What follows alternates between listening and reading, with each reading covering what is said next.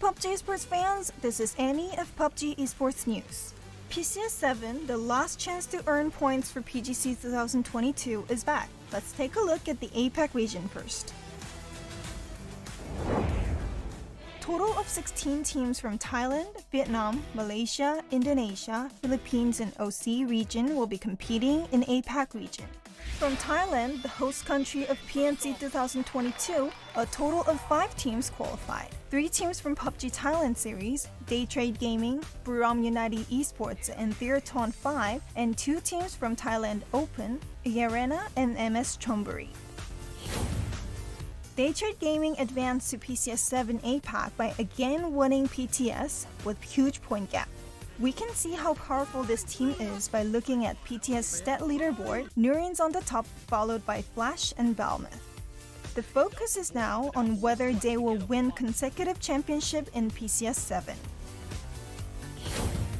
Scream out loud! Buildup United Esports, who always showed aggressive playstyle in global stage, is back in PCS 7. They failed to advance to PCS 6, but they just got better this time. What a nade! Let's see how much more aggressive Buildup United Esports can be. Quite sure they will be making some epic moments this time in PCS 7 too. Theaton 5, the super rookie team in Thailand, barely made it to PCS 7. The point gap with 4th place Myth was just 1 single point. Thanks to Rosetta Jr.'s final kill, they were able to secure a PCS 7 APAC ticket. In PUBG Thailand Open, MS Chonburi also won a ticket with miraculous chicken dinner thanks to Julia's incredible clutch. We'll have to wait and see whether this could also happen in PCS 7 APAC. From Vietnam, veteran teams, The Expendables and Cerberus Esports, and 3 rookie teams, Genius Esports, New Generation Esports, and Icarus Cyber have advanced to PCS 7 APAC. The Expendables have advanced to PCS 7 by winning PUBG Vietnam series with 120 points gap with 2nd place Cerberus Esports, who has the record for the most wins in the PVSs. Cerberus Esports seemed not as powerful in the global tournaments, but they showed potential in PCS 6 APAC by ranking 4th, so they do have chance to take away Daytrade Gaming's champion title. Competition among veteran teams from Thailand and Vietnam will be an interesting point to watch in PCS 7 APAC. Genius Esports sound like a new team, but this team is consisted of Simon T, Chloris, and Zest from BN United. They placed 3rd in recent PVS with their clever timings and engagement skills. Especially, the head-to-head fight against BN United made Vietnam's fans go wild. Genius Esports must make it in the top 5 in PCS 7 APAC to advance to the PGC 2022. We'll have to see if they can make it happen. In PUBG Challenger Rumble 2022 Season 4, 2 Malaysian teams, Shuago Dwi and PMA, and Archangel Predator from Philippines, and From the Future from Indonesia have advanced to PCS 7 APAC. Among them, the team we need to focus is Shuago Dwi. This team is a newly formed team led by Leo, who represented Chinese Taipei in PNC for 2 times, and he's playing with 3 Malaysian players, Shen, Sophia, and Jarvis. They were able to secure the 1st place by beating the Philippines Archangel Predator with 76 points gap. Will they be able to prove once again the potential they've shown in PUBG Challenger Rumble? From Oceania, Team Bliss and Origami Orangutans have advanced to PCS 7 APAC. Team Bliss, led by Insight, is indeed the best team from OC region, and their goal must be stacking up more PGC points so that they can advance to PGC 2022. Let's take a look at the PGC point standings for APAC. Daytrade Gaming, the winner of PCS 6 APAC, is ranked 1st with 200 points, and if they make it in the top 12 in PCS 7, they'll be able to secure their spot in PGC 2022 with no difficulties. However, other teams may be going to face different fates depending on the results of PCS7 APAC. All teams have chance though, as PCS7 APAC champion will directly advance to PGC 2022, so don't give up. With a mix of North American superstars and South American rising stars, the Americas region is expected to be one of the most exciting competitions. From NA regional playoffs, Sonics, the winner of most PCS Americas, Wildcard Gaming, E-United, Dodge, and Tokyo Manjigang, and Luminosity Gaming, who picked up shoot-to-kill players, have advanced to PCS 7 Americas. Sonics proved their class by winning the regional playoffs and sweeping all the big stats such as most kills, most assists, most damage, and even most winner-winner chicken dinner. Wildcard Gaming is back in PUBG esports scene by picking up Gascon's players. They ranked second after Sonics, only 2 points gap with third place E-United. E-United showed off their potential in the last match by pulling off a 2v3 clutch. With this member, they can do anything. The competition for the cutline was just as fierce as the competition for the top group. Yahoo, who has the Brazilian superstar Sparking, Dodge, who strengthened their roster by recruiting Corsac, and Tokyo Manjigang, who moved from Europe to North America, competed for the 6th place, and at the end, Dodge and Tokyo Manjigang won the tickets. The competition among South American teams was also on fire. Fiumba, 22 Esports, and 4-4-Men with Brazilian youngsters have qualified as a top point getters. Team X of Colombia and Synergy Esports with the living legend of Argentina, Siljan, put their name on the PCS 7 America list, along with Trogloditos in a point tie.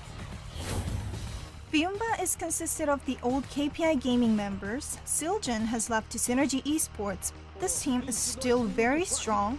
With young bloods from Argentina, they've ranked first in South America regional playoff. As we've seen how well Brazilian rookie players performed in PNC 2022, let's keep an eye on Haven from 22 Esports and LFP VHC from 4-4-Men, a team with interesting name, and see how they perform in their next global tournaments.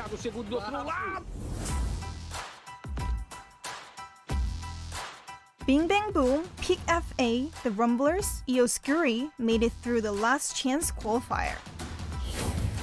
Bing Bang Boom heading to Last Chance qualifier was not expected, but they were able to make it to PCS 7 Americas thanks to Keenan's performance, recording the most kills and most assists. The strength of the Brazilian teams was also outstanding this time. No Brazilian team have passed the Last Chance qualifier in PCS 6, but this time, Pick FA and Eoscuri outperformed among prominent teams to qualify, and we should look forward to seeing if they can show their skills in the global competition. Let's check out PGC points for Americas. Sonics, who accumulated 725 points, and E-United, with 680 points, have indeed locked up their spot for PGC 2022. This means 4 seats left for Americas region. Which teams will be taking the spots in PCS 7 Americas? PCS 7 will be held in 4 regions around the world, starting with APAC and America on upcoming September 16th. And then Asia and Europe will kick off on September 30th. As this is the last chance to get the tickets for PGC 2022, please stay tuned to check out the result. We'll be back next time with news about Asia and Europe region. See you then. Bye!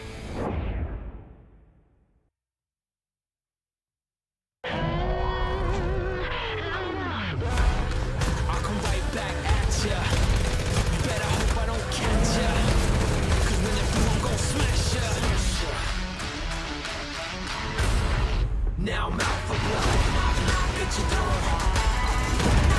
Get you doing? Get you doing? Get you doing? Now I'm out for blood.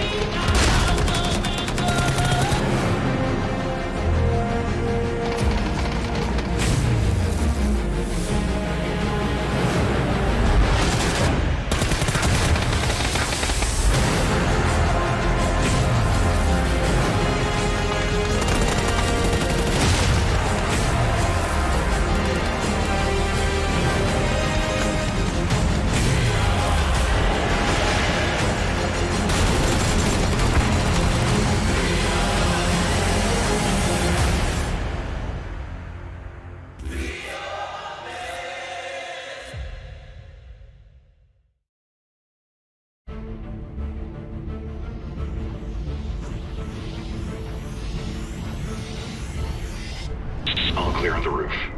Heading back down. Roger. Hurry up. We need to move. Just make sure I don't take a bullet in the back. Looking good. Keep it steady. I hear footsteps. I got a bad feeling. Enemy spotted. Move! Move!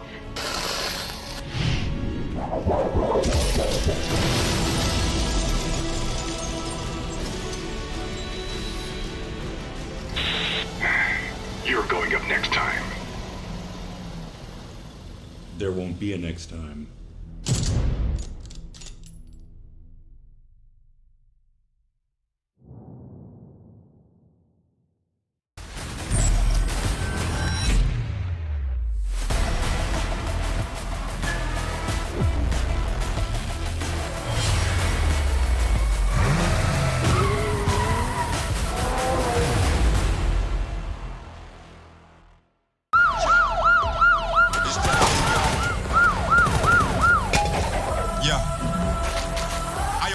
One question.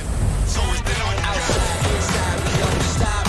Global, worldwide, we don't stop. From the bottom to the top, we don't stop. From the burbs to the block, we don't stop. Outside, inside, we don't stop. Global, worldwide, we don't stop. From the bottom to the top, we don't stop. From the burbs to the block, we don't stop. Outside, inside, we don't stop.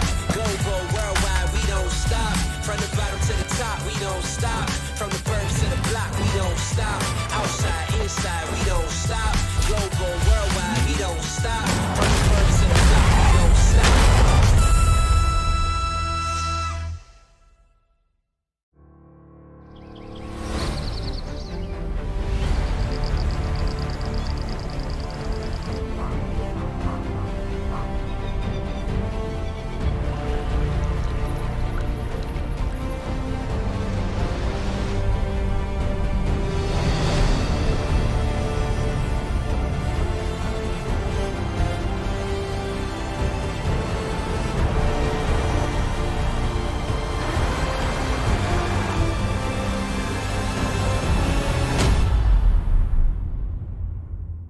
Some updates to Destin, a new vehicle, and special new skins.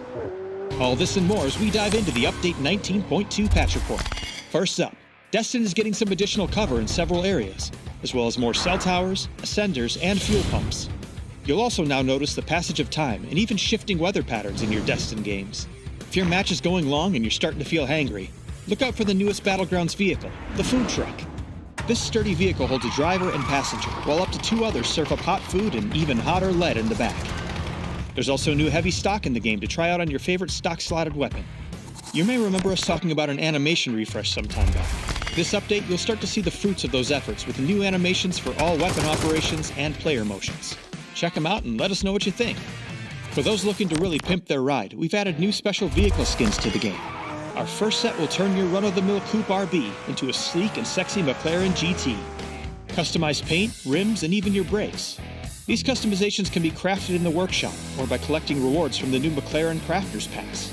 But before you go betting your pink slip, while it may look like a McLaren, it still performs like a regular old coupe. There's quite a bit more to learn about these updates and more, so check out the patch notes for full details. Update 19.2 is here.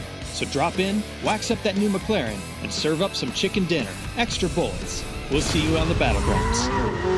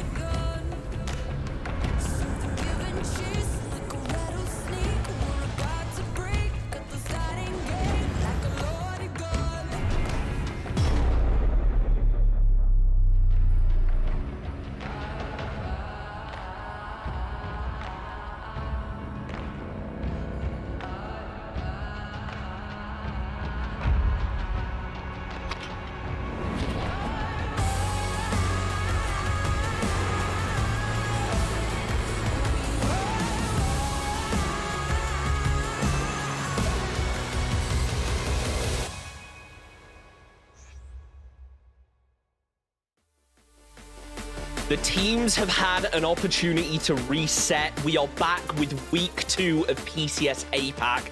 Cerberus stole the show last week, Saga, but honestly, after the day that we casted over on Friday, I think we expected the lead to be much bigger than it actually ended up being. Yeah, it was definitely a bit of a slowdown for days 2 and 3, but that's a prime opportunity for plenty of other teams to catch up and tighten up the standings at the top. And there's certainly some contenders who have done exactly that. And it's so important, particularly now this week, second week of the tournament. And that is, of course, the final week alongside America's to be running approximately 8-9 hours after we are finished here today. But this is the last opportunity. These final 15 games that are going to be played this weekend is all the chances these teams have left to secure their spot in Dubai towards the end of the year. And a very important thing I think we need to touch on here is the map rotation. We've got a lot more Erangel heavy in week 1. It's switched now, so those Miramar teams can really come to the forefront, which I think is going to be an interesting one. I know it's a topic you've touched on a lot, the fact that a lot of these teams have really struggled to find their footing on Miramar, and they need to, because there's a huge amount of cash on the line, a total of $20,000, $230,000 overall, and wow, that is a lot of cash on the line to try and get your hands on. I know that these teams are going to be doing everything that they can. The 20,000 is just for the special prizes. Special prizes alone, we've definitely got some standouts for who is up there in the running for those. But of course, out here in APAC, we do things slightly differently to a couple of the other leagues. First place, the drop off to second place is significantly larger here than it is in other regions. And you know what, even if you walk away with first place, you could walk away with a pretty solid fantasy league team just with that 80k that you're picking up, not to mention the additional 30% from crowdfunding. But wait, stop, hold up. Everyone, I was going to say Shen. With your fantasy league right here, what we need, I just need to throw some deets at you. If you have Sololzi in your team, tab out very quickly, head to twire.gg and take him out, because he's going to be subbed out this time. Duckmai is coming in this week, so just double check if Sololzi's in your team, get him out for this time. Thankfully, none of us have put Sololzi in this time around. We had to make a couple of adjustments after some of the price hikes earlier this week. What's going on here? I thought everyone was Team Monty. I tried to get on board, and now everyone's just decided to abandon him. Have some faith, guys. Look, yeah, no, I don't know, man. I backed Monty in week 1, but I just got to give Kang a shout out. Man has been working very, very hard for a couple of seasons now in OCE, but yeah, a couple of adjustments having to come through in a lot of these teams, but we will see how it's working out. Currently, the two of us, we're like way up there at the top. The Aussies are got some catching up to do, which is interestingly enough reflected in the overall standings. Imagine not knowing your own region. Cerberus, though, we know that they did amazing last week. 62 placement points, 86 kill points, but is Shagardway, I believe is how it's pronounced. We're just going to stick with SGD today, I think. 128 points. They really stepped it up towards the end. It felt like they were an underdog, but they took maybe the first day to get their foot in, and then after that, it was just momentum from there forward.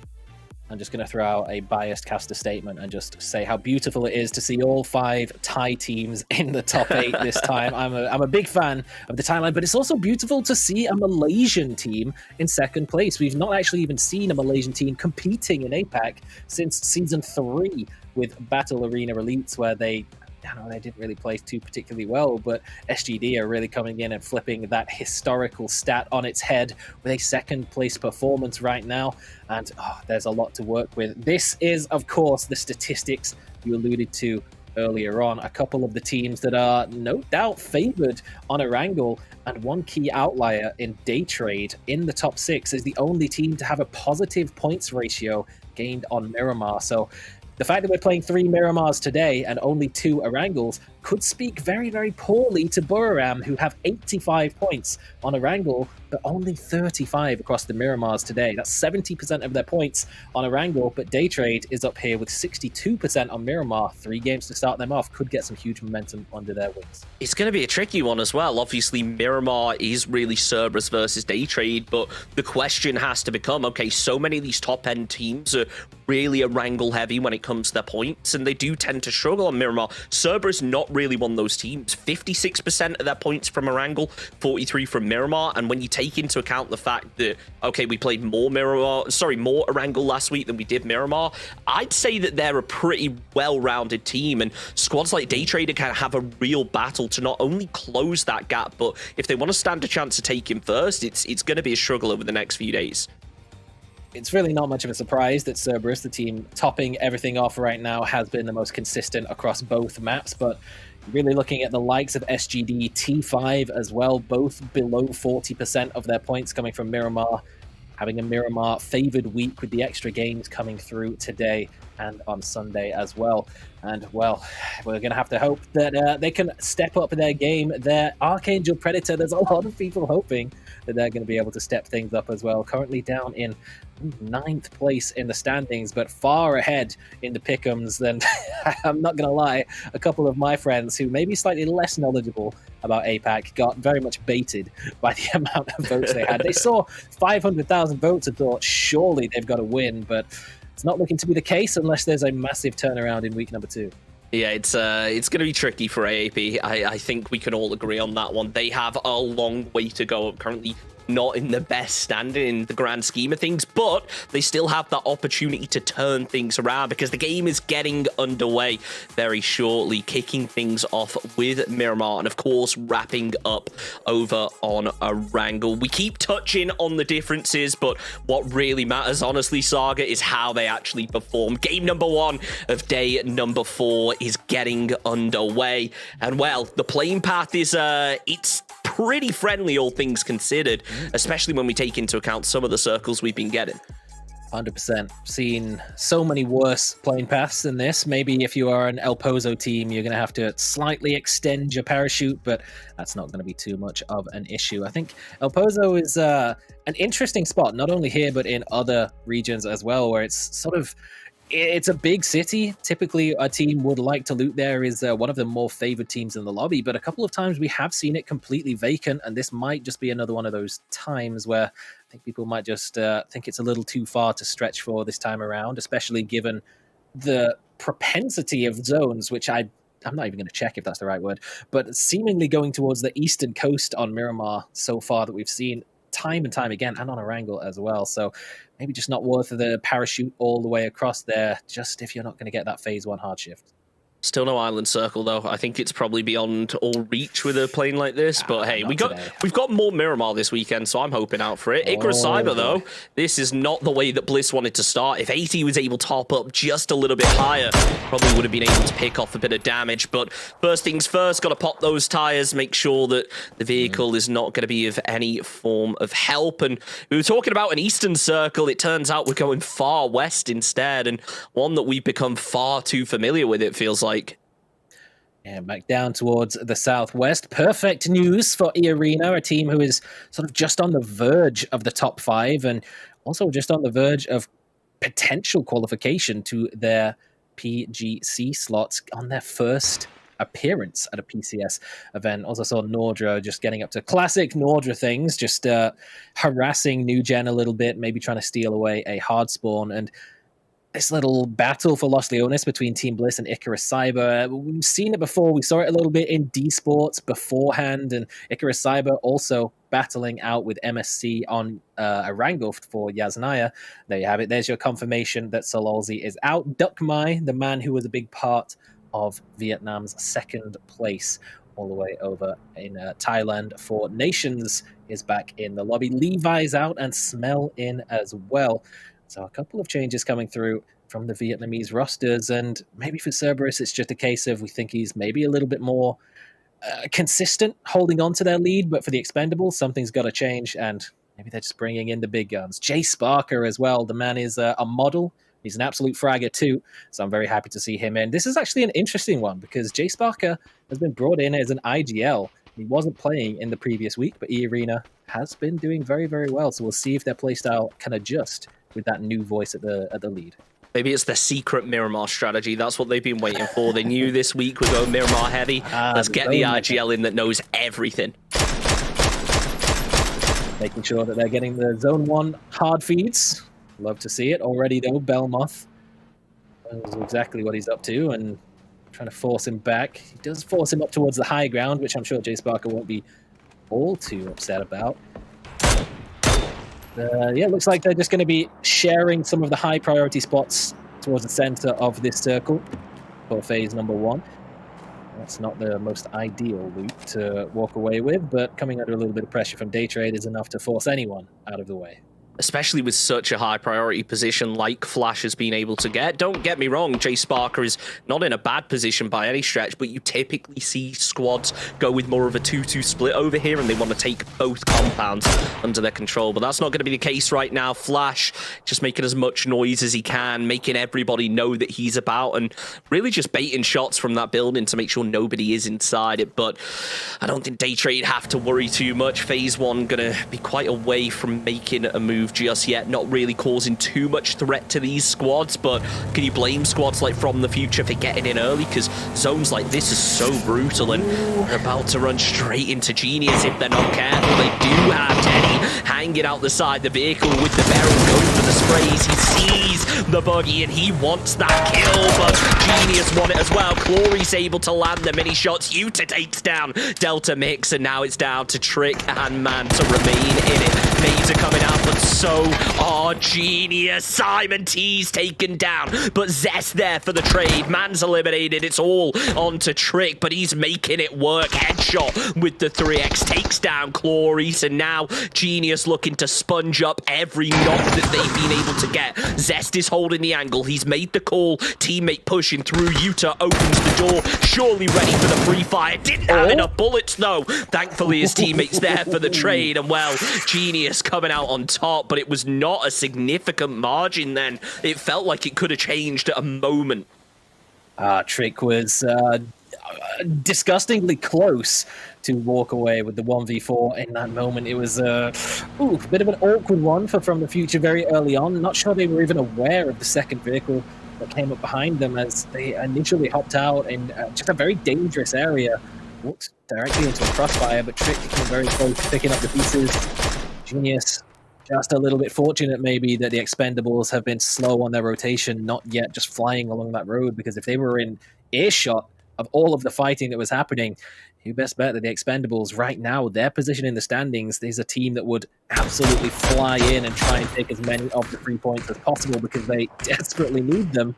So they're currently down in 15th place, and it's been a bit of a slow time for all of the Vietnamese teams, really, outside of Silver in the first week. Genius picking up a little bit of momentum with 4 points on the board, overtaking E-Arena for the top 6 right now, and just about keeping all 4 players alive. But until that point, we're still looking at Unicorn Phoenix as a team who's not even participating in PCS 7 as holding on to the best Vietnamese one for PCS qualification. Well, Sophia and Leo, I mean, if there was a best Malaysian slot, it's already in the bag. I'm sad that there isn't. I want to see this squad at PGC, and look, the way that they're performing right now, they're looking on form to make it. But it's the famous caster curse, isn't it? Just because we've said this now, they're immediately going to fail out. But who knows? This is a move I was going to talk about a minute ago because I saw it over on the map stream. New Generation headed straight into Bliss. I think there were a couple shots traded, but nothing really resulting from it. It was more so keeping that pressure. So New Generation are going to be swinging all the way down to the south now. There is a potential they run into Bliss again in a minute or two, but I think that both squads are going to be wary of each other and not really wanting to take that fight because neither of them are in a great position. New Generation's all the way down in last, and I mean, Insight tweeted out last week saying that Bliss, they know they've underperformed. I don't think they're going to be taking the same risks on rotations, and I really wonder with Bliss, are they going to be focusing on those late games again? Do they focus on the placement like they have done last week? Because it seemed like that didn't really work out for them. I was going to point out that a team that's in an awkward position as well, now Daytrade, trying to take a lot of space in the early phase of the game, not only losing one early to SGD as that's left Puccio completely stranded on the opposite side of that team, a solid, kilometer away from the rest of the squad. There's no chance he's going to be able to regroup and get back up on the western high ground with the rest of the squad. He's still on the far southeastern side of Chumacera. Whereas Belmont and Flash still up just to the north of the 2-2 split of the arena. So Puchil's, maybe the best that he can hope for is to try and take down one or two of Cerberus as they fly past him. Maybe just try and keep his head down and survive, and maybe if his own shifts in his favor, the rest of the team can try and regroup with him. But it's going to be a slow game to start things off for Day Trade. I'm making a rotation straight through Los Leones, and well, we saw how many teams were around there early on. It seems like Bliss have maybe heard this with the way the Insight's moving, sees Nordra, decides not to take the shots. I think he was probably spotted out there. The rest of the squad likely to do the same thing. Goes some shots onto Cheatsing though, but can't quite land them. He does end up crashing. Maybe his teammate above will be able to land a bit of fire down, but it's really Monty who's going to be in that pole position for this fight. Needs to find those rotation kills. Nearly gets ran over, but able to take Nordra out first. Backs away, and can you blame him? Buram taking an early casualty. Not the way they wanted to start off day number one of week 2. The classic Nordra attempt there, seeing that you're maybe caught out on rotation rather than trying to turn away. He just goes for the seat swap to try and take the fight, but once he's ready for it, he knows that if there's a team sending it in from that side, it's probably going to be Buram. He's ready to take the early point as well, and it's a good one to take as well. Once again, a couple of those top-end Thai teams dropping out players early on. They're fortunately at least still pretty condensed down towards the southeast side of the zone, so not quite as much of an awkward situation for Day Trade. Looking there, there's now 2 teams between Puchil's and the rest of the squad. This phase 2 shift is going to come in and maybe make it a little more awkward for them. Wow, that's an interesting one. This. No, I don't think anyone was expecting to be this much of the island still in play. But this surely goes down towards the southeast. This is great news for Team Buram now. You know, just before it shifted, I was looking down. I'm like, there's a chance, but surely this doesn't happen. The game doesn't love me this much. But no, that Southern Island is still going to be in. Now, granted, it will probably get cut out, but that's something that teams have to be wary of. There could be a rotation to come through. SGD, though, well, they are trying to catch Cerberus on a rotation as Sophia Leo working together to try and hold this building. They know Tyken is going to be here, but he seems to know the same. If he just swings out a little bit wide, he's going to be in some serious trouble. But SGD just going to wait and play this cautiously. Cerberus are going to be getting spotted out in the end, and Tyken will be the first to fall. The rest of Cerberus now need to regroup and quick, because you've got to think that they are going to flush that kill out, and SGD, well, they could be painting major targets on their backs if Cerberus spot it, but no, they will decide to back away, and it's really Puchil's from Day Trade who could cause a problem now. SGD have no idea that he's there. They are probably more than likely aware that Cerberus have made that rotation away, and they don't have another player anchoring behind. Just depends, really, if SGD have done their research on the split from Day Trade and know that it's Norins who actually holds a closer angle to the rest of the squad than Puchil's. Whether or not they would know, it's a kind of a long shot, but we know Sophia is a man who loves to do his preparation and look at VODs, so maybe they have an inkling, but no activity whatsoever from Puchil's just yet, as is really to be expected. That's our top fragger for week 1, and our second top fragger as well in both Tycon and Nordra, removed from the lobby early on. So a big blow to both of the respective squads. Blows as well to E-Arena and MS Chambori, who've both lost one on rotation in towards this hard southern shift for phase number 2. It was Lyrics that dropped, and MSC have lost one as well. Jiaoman, unfortunately unable to make the send in, but they've pulled themselves up in a spot between the two of a Day Trade, and maybe just a little fortunate that there isn't an extra one there that could try and put some pressure on. Jervis trying to land some shots of his own up the hill. Looks like SGD going to be playing a little bit more split than we saw last week. It's definitely seemed to work out so far.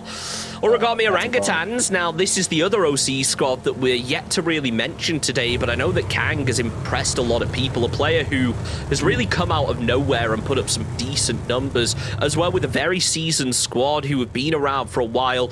Still, none of them have really found that top-level success they're looking for, though. But I think that regardless of how they do this weekend, they're a squad to look at going forward as definitely the foundations of something strong.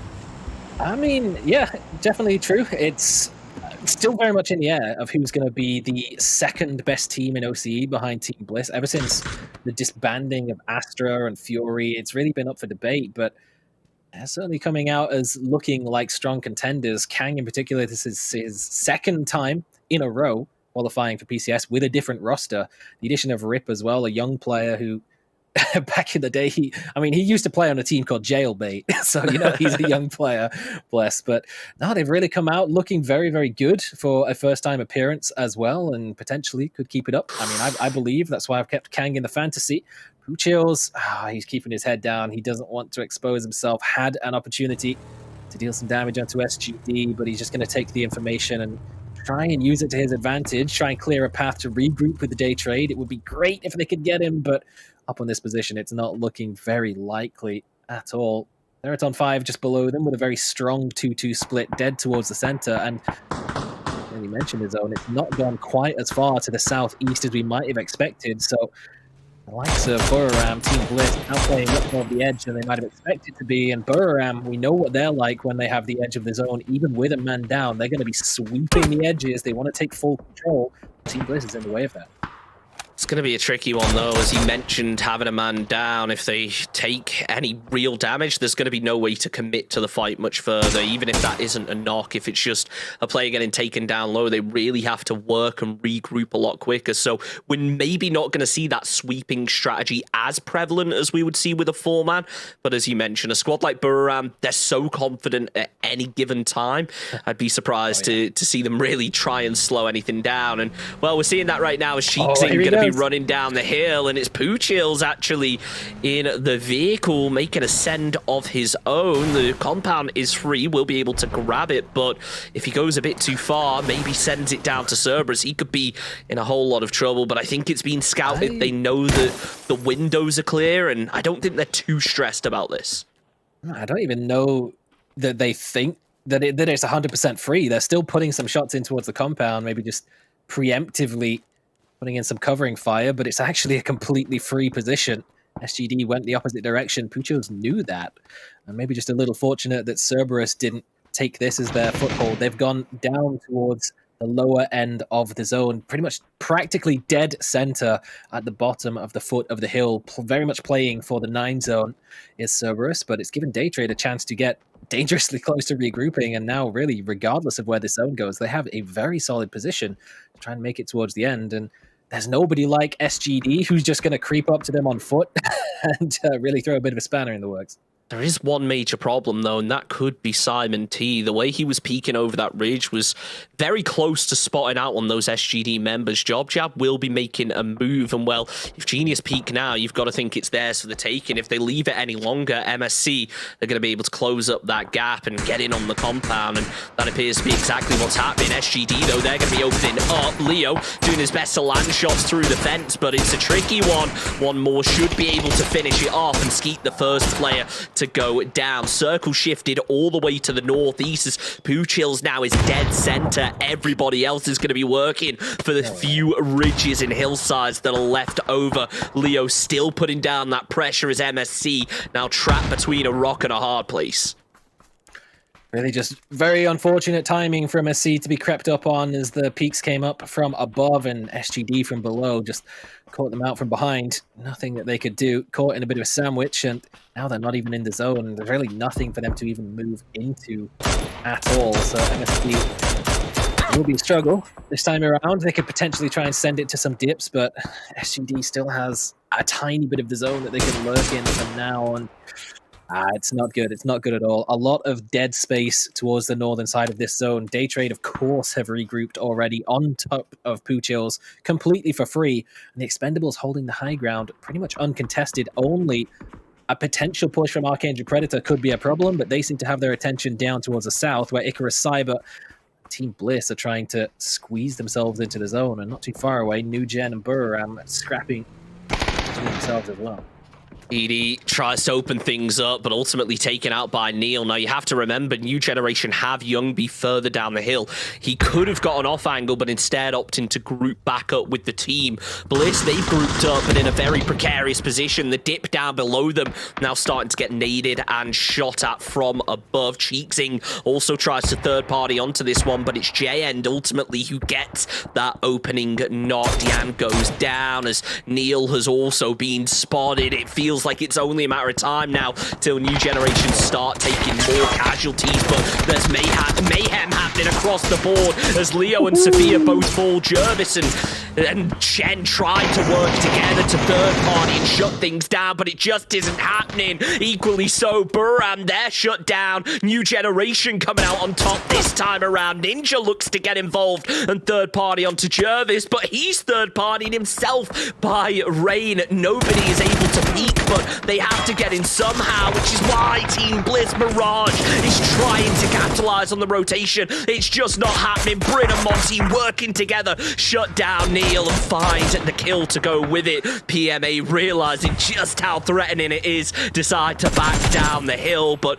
they've got a ridge. The zone is closing in and they are being suppressed. KMF goes down and Icarus Cyber, well, they've just had to switch their attention again, Saga. This time over to Archangel Predator. That's the downside of being on the high ground. You can see everyone, but everyone else can see you, and they can push you from multiple angles at once. Look how spread they are around this compound. Maybe just getting a little bit of assistance from 777 up north just to pressure the backline of Archangel Predator as Team Bliss looks to hold the south. Buram gone. New Gen gone. PMA down to just Mr. Clay as they barely scrape their way into the zone. Team Bliss, I'm not sure how they're alive with 3, but they've done a fantastic job of keeping themselves up, whereas up north, we got hints of vintage Vietnam MVP Clories flying in the vehicles. SGD getting picked apart as they tried to make a move across the open field, but Genius got there first and made it a big problem. The real threat to them now is Job Jab if he can get close enough to be in grenade range. Under the watchful eye of Duck Juice, though. He has got a grenade on top of Clories, and now with Shen in the back line, way out in the blue zone, could be a big problem now for Genius. Archangel Predator sending it down the hill and getting themselves a little bit of respite. Shen, though, getting himself a kill on the board. Cloris going down. Genius taking more casualties. Archangel Predator, I mean, we mentioned their dip, but we have to remember here, Icarus Cyber have the high ground still. Monty is moving around, and you've got to think he's playing point for Team Bliss as Icarus start to get over this ridge. They really just have to wait for Expendables to be forced into the zone. Shen goes down, that's SGD out, but Job Jab doing what he can to try and keep MSC in it. In the end, though, it's going to be Kang with the seat swap. He takes out his teammate, but when you get a kill point and you get in an extra placement, you got to take that sacrifice sometimes. J-End still trying to make some noise from above, and if this nade lands, then you've got to think it's the end of Team Bliss for this match. It doesn't do as much damage as he would have hoped. They narrowly remain in it, as I don't even know how grenades work sometimes, Saga. That felt like it was on target, but the rocks just providing enough cover. Patrick, no cover for him though, and Archangel Predator, that's just torn them open. There's just really nothing that Archangel Predator could do, worrying about Icarus Cyber up on the high ground, and 777 just rocks up from behind. It's a huge dip, but the big problem is that threat radius on all sides makes it very, very difficult for them to maintain any sort of hold on this position. There's just really no control for them. Quite the same situation now for Monkey. Up north is the Origami Orangutans. They find their way into the zone, but the slopes of them semi-exploded vehicles for cover, and it's not even going to be a big help to them as, oh boy, Genius up above, looking for their 10th kill. That's the grenade through, and he doesn't even wait for it to explode. He gets the 1 kill out of it. Flash actually comes out, the beneficiary of a bleed out. Gets the spray down, but oh no. 2-5. That car's about to explode. Get the smokes up quick because they are in a lot of trouble. Ranger X first down, and Pat and Pong to closely follow. I'm not sure whether Excrosit jumping out early was intentional there, but maybe everyone else should have taken his lead. The rest of Theraton 5 are just being absolutely torn apart. Now, they do have the zone to work with, so provided they can get that revive, they should be in a pretty good position, but those squads down on the southeast have a long way to go and a very open piece of terrain to work down. You've got to think that a squad as dominant as Cerberus, who are in a compound inside the zone, are just ready to shut things down. Icarus Cyber, though, they're going to try and do what they can to find that opening, but they need to execute it quickly, otherwise Cerberus are just going to start punishing them, and JN the first to fall victim, but Monty steals it away. Denying the first point of the game to Cerberus. There is Monty claiming that for himself, his third individually, but Cerberus, they read the zone really well. We said that they were playing for the 9 zone as they played down into the compound at the foot of the hill, and it's certainly paying off for them. They're very likely making a top 4 appearance here, as we've still got 4 teams on the eastern side of the zone yet to find even a way in, and it just looks like the only way is just going to be beat the crap out of each other on the hilltop and then hope for the best that only Cerberus, T5 and Daytrade forget how to aim as you make your way down, but that's not the most likely a situation. Duck Juice running very low on ammo, but makes use of it. NT caught out on the move around, and it's just looking dire now for Icarus Cyber. What a really clean headshot there from Ninja as well. Y8 needs to try and hop up, but CJ is going to be alive down below. Ninja actually goes down to Archangel Predator. Maybe wasn't expecting that push to come through just yet. Mad Dog, though. Wow, that was a close one. Nade nearly finishes off the job. Just tucked into a corner up against the rock. Y8 doing what he can. The zone closing in. A matter of seconds till he has to try and drop down. And surely Archangel Predator awaiting Daytrade from range also trying to make a bit of noise here, and for a lot of teams, they're the ones that you want to see get the points, but no, it's Archangel Predator taking down Duck Juice first, and Poochoo's to steal away Y8. We're into the top 7 finally, Saga, but something tells me with a zone like this, we're not going to be slowing down anytime soon. Yeah, we're not getting... It's going to be a couple of minutes max until we have a top 4. And we also can't understate as well an important kill. Caught it in the kill feed. Haisaki sweeping the back line for Cerberus. Got rid of KM99, the last up for Arena, who was creeping his way into the compound. Could have been deciding factor. Not going to be. Now this spray battle between Belmoth. Oh, the speed on those peaks. Up above, around the side. Yuta just can't quite get the read in time. Genius. A denied entry into the top 5 and into the zone as well. It does draw the attention of Daytrade just long enough that Pathampong can reposition for T5, still with 4 alive somehow. I'm not sure it'll last too long if a couple more of these shots land, but he's got some extra cover. He's got himself an airdrop crate as well. That could be a big boost in firepower for a team that's in a very precarious position. Team Bliss, though, down towards the southeastern side, finally caught a bit of a crossfire, and there's just nowhere else for them to go, but decent solid work for them this time around to survive as long as they did on that southern side of the zone. Belmoth looking to not only survive, but time to thrive, and that is a beautifully placed nade onto Ninja. The Expendables in some real trouble, as he will be getting flushed out as well. CJ finishes off the job, and wow, Daytrade able to get out of that one without having to waste a single bullet. Now, an important thing to remember here is Cerberus aren't having to move out of their compound, but they don't really have those clean lines of sight that they had in the past. There's no windows on these walls that are facing into circles, so they are going to have to at least move over to one of the outside walls, if not reposition into another building. And the downside to that is that every other team, if they're aware of that, if they can watch those angles and realize, hey, we're going to be safe from here, can try and thread an opening. With Theraton 5 looking, though, it's going to be easier said than done. I'm not actually sure, Saga, is this Hillside Road still in? It looks like it should just about be. Ish. I mean, it's not good. I mean, look it's at that. Not cover, they can is sort what of I'm saying. Linger a little bit, but you have to deal with Archangel Predator first. There's no chance that Daytrade can make a way down, and I mean, Belmont's a young guy, he's still in school, but evidently he's been learning about the Pythagoras theorem this time around with that grenade, but I still don't think it's going to be enough to get a nade up there. That is some high ground. He's going to have to be relying on some shots coming from across the way. Cerberus, T5, they have perfect line of sight onto them, but they know the Archangel Predator from that position is a big threat to Daytrade, but how much do they value that threat against their opponents, against getting the points for themselves? When an opportunity like that shows itself, you just have to take it. And Archangel Predator, they aren't even going to make it more than a couple of steps. None gives up a point. The others give it up to the zone. And now Daytrade have the freedom to play what little bit of the bridges they can find alongside that dirt road. Daytrade right now in a position where the whole of Thailand is backing them. They realize that if Daytrade make it and they do manage to win the overall thing and take that first place spot, then it opens up an extra spot for more Thai teams to try and move through. But when you've got shots like that coming from Rossitid, you know it's not going to be easy. Flash caught with a headshot. Cerberus just leaning out the window trying to find anything. Daytrade being so cautious not to give an inch, though. They have to realize, however, that they need to get an opening knock before they can really get into the zone, and they're continuing to pressure that. Cerberus look to do the same. Slightly different method, though. Haizaki just waiting, sneaking up from behind. 3x on the M4, knows the shots are near, but still yet to find anything.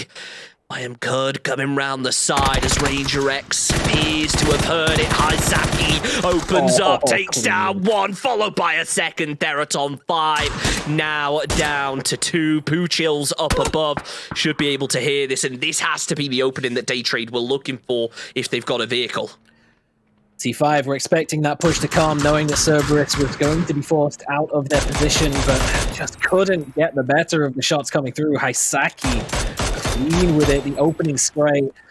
It's kind of covering fire as well, as he took down the man who was on the angle to be the downfall of Duckmai, but didn't get the chance to do it. And they even did so without expending any utility at all, and they barely had to do that as a whole throughout the entire game. Their vests and helmet practically undamaged. They've just been lurking in the compound, not really under any threat whatsoever. So they're fully prepared now if anyone gets within range to just bombard teams out of the equation. Patton Pong is running so treacherously low on ammunition, as is Daytrade as well. Broken vests, very little in terms of lethals to work with, but Cerberus now with full zone control, even after losing one pretty early on in this game to SGD. Now with a whole lot to work with, 46% winner chicken dinner rate for them, and it's looking like they're coming out starting week 2 the same way they started week number 1. Poochills up above, still yet to find anyone from Cerberus. It's down to phase 9. Importantly, the final phase as it works its way to the dot in the center. Belmoth tries to just work his way round the edge. Cerberus getting that smoke wall ready. They know they have to expose themselves, and that zone, it does not just tickle, it does a hell of a lot of damage, and a bit of a misplay, unfortunately. One to go down. Haizaki tries to get the heal before making the run himself. That's what's going to happen as Rossitid sets up that nade. It could come close to Hymas, but only finds a little bit of damage. Maybe, though, the second will be even more accurate. It's certainly close. And Haizaki to fall. Cerberus are getting shut down, and quickly so. Daytrade also getting involved as it's Flash who finishes off Haizaki. It's only one left from Cerberus, but Poochills, just hold on a second, man. They're about to put you into second at least. They need to make the drop. The zone is closing in, and Rossitid is pinned by the Molotov. Poochills trying to make the drop, but unable to find an angle. You've got to think they must be able to see even the shadows. Hymas denies the points, thinking he's the last alive. Belmont finds the opening onto Rossitid. Patton Pong trades it with the Grocer, though. It's down to a 2 versus 1. Flash tries to take the high ground. Poochill shots down, and Daytrade with an amazing chicken dinner. What a way to start week number 2, Saga. Hey, we absolutely cursed it at the end. The position of Cerberus on the back line of the zone, the western side, was so close to the edge of the zone, they had to make a move, but Daytrade still had a little bit of space to work with on the east. The zone wasn't going to force them out of position first, and Cerberus didn't get the smokes up in time. Unfortunately, took way too much damage from the blue zone, and then just a couple of shots, and really good utility coming through from T5 as well, just to keep Hymas in place, denying him from having any sort of impact whatsoever. Daytrade, it was just in the nick of time, man. They were so out of the zone in that position. It was so rough. They had to try and maneuver their way down, but well-placed utility and well-placed shots towards the end of it was just a little too much for T5's duo that remained to deal with. And very, very tight towards the end of it, but Day Trade coming out looking on top. And as you said, there's a lot of teams, practically any team other than a Vietnamese team currently competing here is looking at Day Trade and saying, you know what, if you could walk away as the champions of PCS 7, claim the slot for the championship, and free up a spot for the best Thai team on PGC points, that benefits everyone except the Vietnamese teams. So a lot of teams are not going to be too upset with what they've just seen. Absolutely not. And I'm just in shock at what happened in that game. It felt like it was Cerberus's to take, right? They had control of the compound, but it shows how one small mistake in a high-pressure situation like an endgame can have a huge knock-on effect. Unfortunately, from my point of view, and I'm sure people will disagree, that first player going down to the zone was when Cerberus fell apart. It was one small mistake. Earlier. Yeah, they needed the smokes earlier, they needed to make the run, and it really would have changed things. But credit to Day Trade, because you spoke quite a bit earlier about how Day Trade, they are very Miramar heavy when it comes to the amount of points they get. That's got to just be escalated now. They had 65 out of their total... Sorry, they had 40 out of their total points over there on Miramar in previous weeks.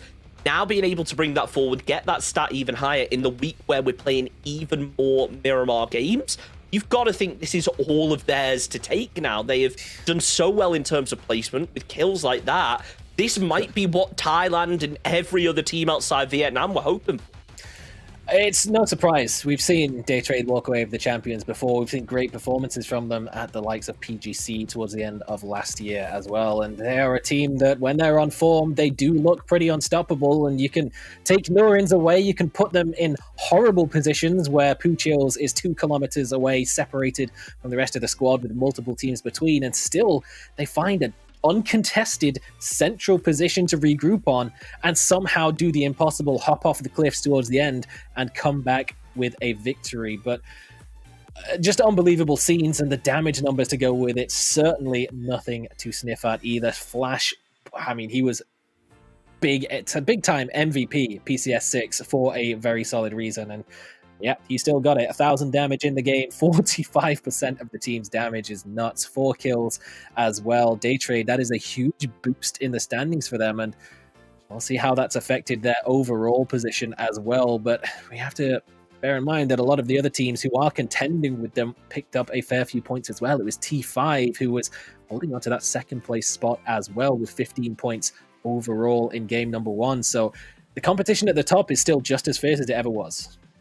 Only a few points in it, and Day Trade just getting closer and closer to the top. There's 4 points from a top 3, but you have to remember as well, Theros on 5 also getting into the late game there. That has gave them a bit of a buffer. If it wasn't for T5, then you've got to think Day Trade would have already taken over. But still a very impressive performance coming out from both squads.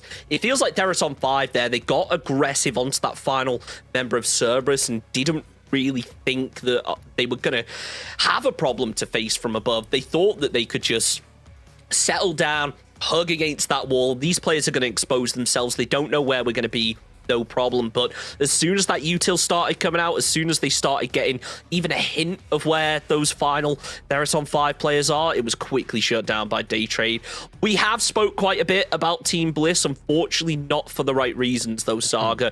Things have been disappointing from them, but Monty was able to get a decent number of kills on the board in that last game. Yeah, definitely contributing for your fantasy team. And like you said, there's a reason that we keep him on board. But yeah, really, they did very well. It was a horrible position. We very much expected that phase, 3 shift to go much further towards the southeastern position. And that sort of peninsula that was a little bit further down, maybe to the south of the high ground warehouse compound, is where they were set up, anticipating the zone to go. But that one shift that just took it slightly further north of that was just far enough to be complete destruction for any of the teams. Another one here, PMA, positive mental attitude. They're going to have to try and hold on to one of those, as they were one of the teams who got completely shredded trying to make an entrance on the southeastern side of the zone as well. It was horrible for so many of the teams. It's actually a big surprise that Archangel Predator is the team that survived the longest out of all of that, considering their position down in that little ball. I love it when a good plan comes together. Look at that. Perfectly transitioned. Thank you. production crew. But no, they were down in that bowl. They were in grenade range of Icarus Cyber. They had the Expendables racking up behind them, dealing damage, and still they outlasted all of them. Granted, weren't able to do a whole lot with it. They just had to give it up to the blue zone and weren't able to get down. But the fact that they were even able to survive that long is still very impressive. I mean, it's about making it through to the end when you get a circle like that. It isn't necessarily about getting points. It's just a case of, okay, let's survive as long as we possibly can. And I think that's something a lot of teams did really well right there. It's such a tricky zone to try and make anything out of. So any team that was able to even get near the end game, then definitely hold out hope for them going forward, because game number 2 is now getting underway. Remember, it's going to be 3 Miramars today and 2 Erangel to wrap things up. So let's get into the plane and see exactly how this game is going to unfold. SGD dropping out early, but picking off several individual players from top-end teams on their way down, but it wasn't enough to stop them from continuing to be top-end. Buriram United dropping a couple of slots as well in the previous game, now down to 5th place. Genius overtaking E-Arena on the tiebreaker, I believe. No, they're 10 points ahead. I'm capping big time. But good news for Genius, because of course, Unicorn Phoenix still holding on to that best Vietnamese slot if Cerberus can walk away of the champions of PCS 7. And I actually spoke a little bit to a couple of the Unicorn Phoenix boys, and they were saying, look, as much as it's good for us that Vietnam is underperforming and that Cerberus is potentially looking like the PCS 7 winner, that might just mean we hold on to the spot at PGC. As much as that is nice, we're just happy to watch the teams perform. We're still cheering for the Vietnamese teams to have a solid week number 2. Genius certainly looks to be taking steps in that direction. Daytrade, Nurin's going to be one of the first players to drop, a team that, I mean, we're going to be focusing on in this early game, because if they set themselves up in a position anywhere near what they dealt with last game, I mean, they're going to be set for that chicken dinner. But at the same time, they're going to be a lot further away from the circle. Okay. I say a lot further away, not too much. I guess they're not inside the circle for phase 1 this time. Cerberus, though, they want to get aggressive early on with Azaki using that M4 at range. Nothing comes of it, though. Taking the opportunity to put some shots towards the parachutes of MS Chonburi, but managed to keep themselves safe and out of the way. It is interesting, you know, if we look at the top level teams on Miramar, you expect their drop spot to be something like a Power Grid Picardo where they can flex their dominance, but actually drop around the western compounds of La Bendita. It's not the sexiest drop spot of all of them. It's certainly not slick, but it's still, they managed to make it work pretty consistently too, and almost came away with a victory in the previous game. But the kill points were not in their favor. It was all Daytrade. Clory's up there as well. Had a fantastic game alongside it, and Monty rounding out the top 5 as well with a good few kills. That Team Bliss, yeah, they could do with a few more of those. This time around, not going for any sort of contest for the Los Leones drop spot. It was kind of a bit far away from the flight path to really consider, but they've ended up all the way up north. A bit of a split between Torre, Ahumada, and Cruz de Val. And that's not even right. It's the other one, Tierra Bronca up north. Cruz de Val is new gen territory, but they're still going to have a bit of a rough time to get into the zone, as they're going to have to come in from the northeast. They're Los Leones contenders in Icarus Cyber, all the way over towards the western side, west even of El Pozo. So this time around, no real contests in the early stage of the game. Even Nordra was behaving himself, not trying to steal cars away from anybody, and giving everyone a heart attack on Buriram that they were going to be losing out on another one of their top fantasy point picks. So, Saga, I kind of want to touch on this circle for a second, because I can't remember whether it was in the PCS EU qualifiers or whether it was last week in APAC, but we saw a phase 1 that was very similar to this, and I think the players who have played the game for a while will kind of notice that Power Grid is typically a bit of a zone magnet when you get that circle 1.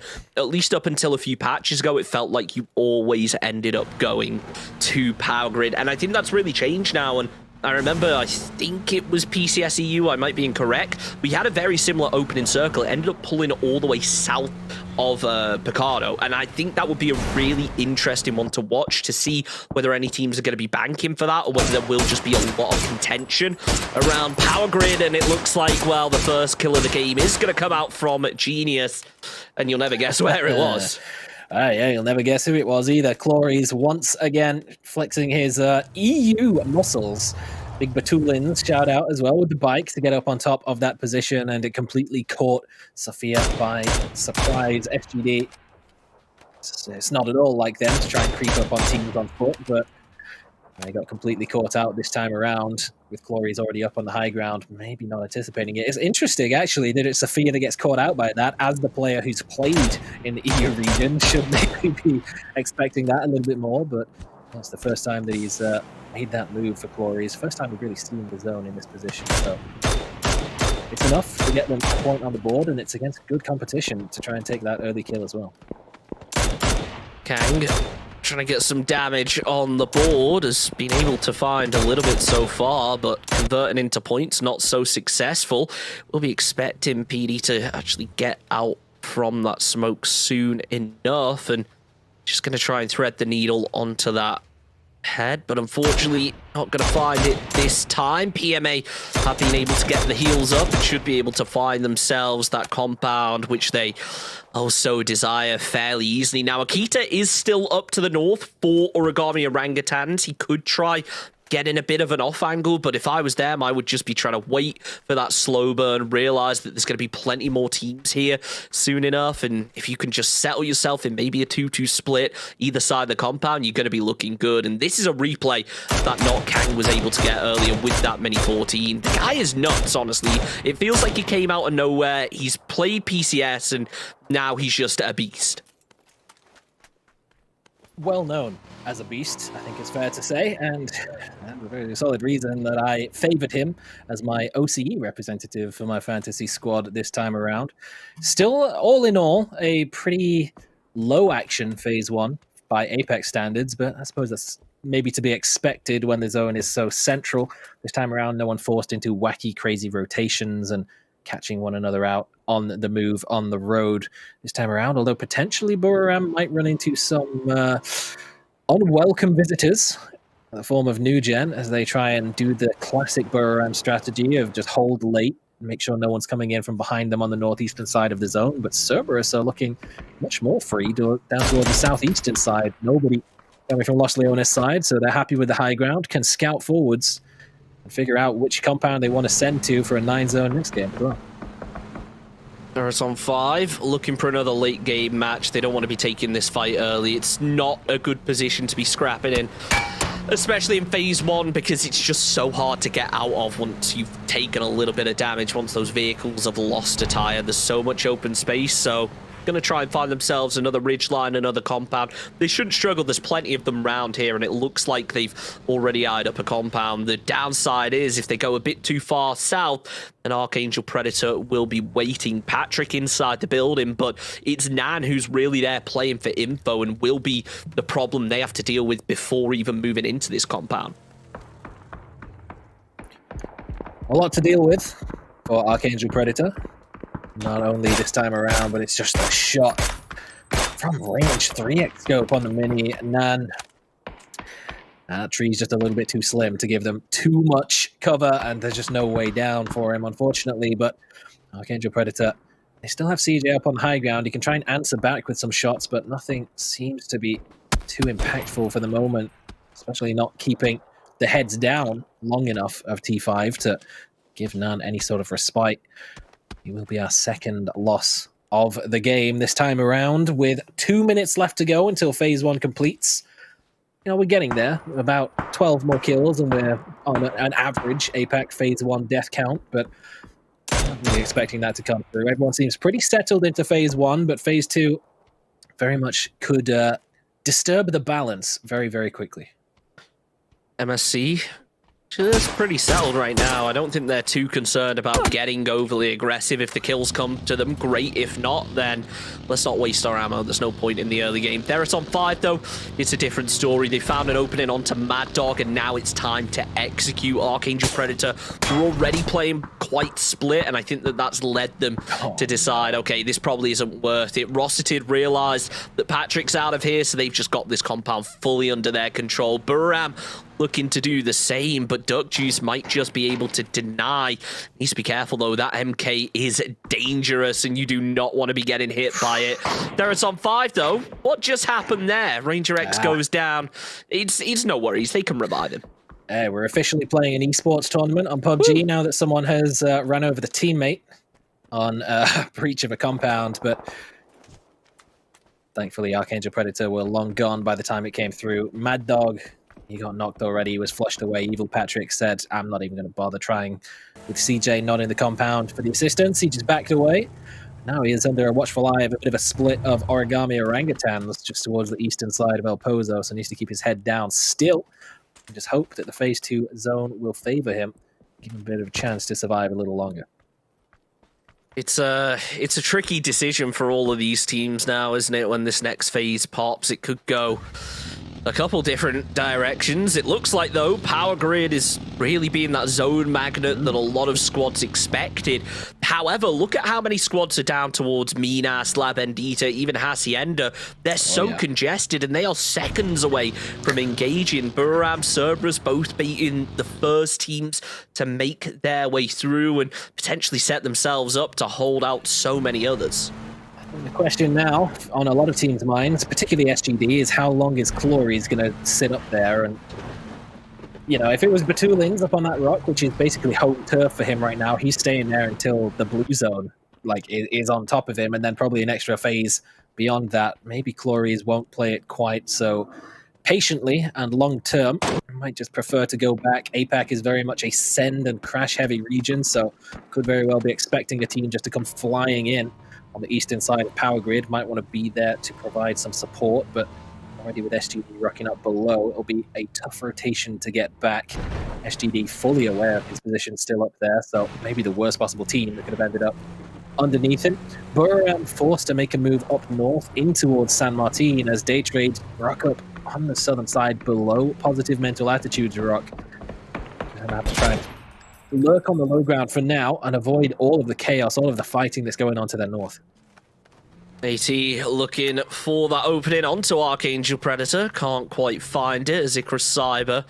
2 players in the compound and 2 others a little bit further away, anchoring up, just making sure they have that hard cover if they need it. Buram, though, they don't have such a luxury, but they do have a sneaky little gap to try and close. Duck Juice, though, is going to be waiting for it. It's Ninja who finds the knock and a second to go with it. Nordra, Edie both down, and Buram really starting to face difficulties now in week number 2. Canaxi and Cheeksing will get away, but it may just be a case they have to send it into the city, which is not a position anyone wants to be in the early game with so many squads waiting to hold them out. Canaxi runs into a fence, and well, that's the end of him. From the future, I'm more than happy to steal away a 3-point like that. I think Mr. Bean over there was fully expecting that he would just go through that little roadblock on the side, but didn't quite have enough pace to get through it on the bike. But yeah, just unfortunate that he's not able to make it through there. But, you know, we said historically, Buram have been a Miramar-favored team. This time, very much not the case, and it's continuing on in that trend. They are the second worst across the board, maybe even first now after game number 1 today, of their ratio of points that come from Miramar. Less than 30% of their points have been coming from Miramar, and it doesn't look like that's changing today at the very least. They've got really one more chance at it. They still technically have Cheeksing alive, but I'm not sure what he's going to be able to do as a solo. Can't count him out completely. He could definitely snake his way to a couple of placement points, maybe steal away a kill or 2, but it's a rough road. Not even a single team eliminated yet, so a long way before placement points. KMF1 looking down that hillside to try and find an opening, but I think everyone is just consolidated now, not really getting too proactive, realizing that zone is about to shift. And well, the Power Grid zone magnet appears to be back, because that's where we're ending up in KMF1. He realizes his team are in, so why not take the shots? Why not try and get a kill? It's Day Trade now who need to make their way back. Definitely looking at all of those dips on the northeastern side of Power Grid and thinking, when are teams going to start sending it into those? Because while you've still got players on the high ground, it's treacherous terrain, but you might have nothing left to play. Have no game left to play. You have been removed, taken out.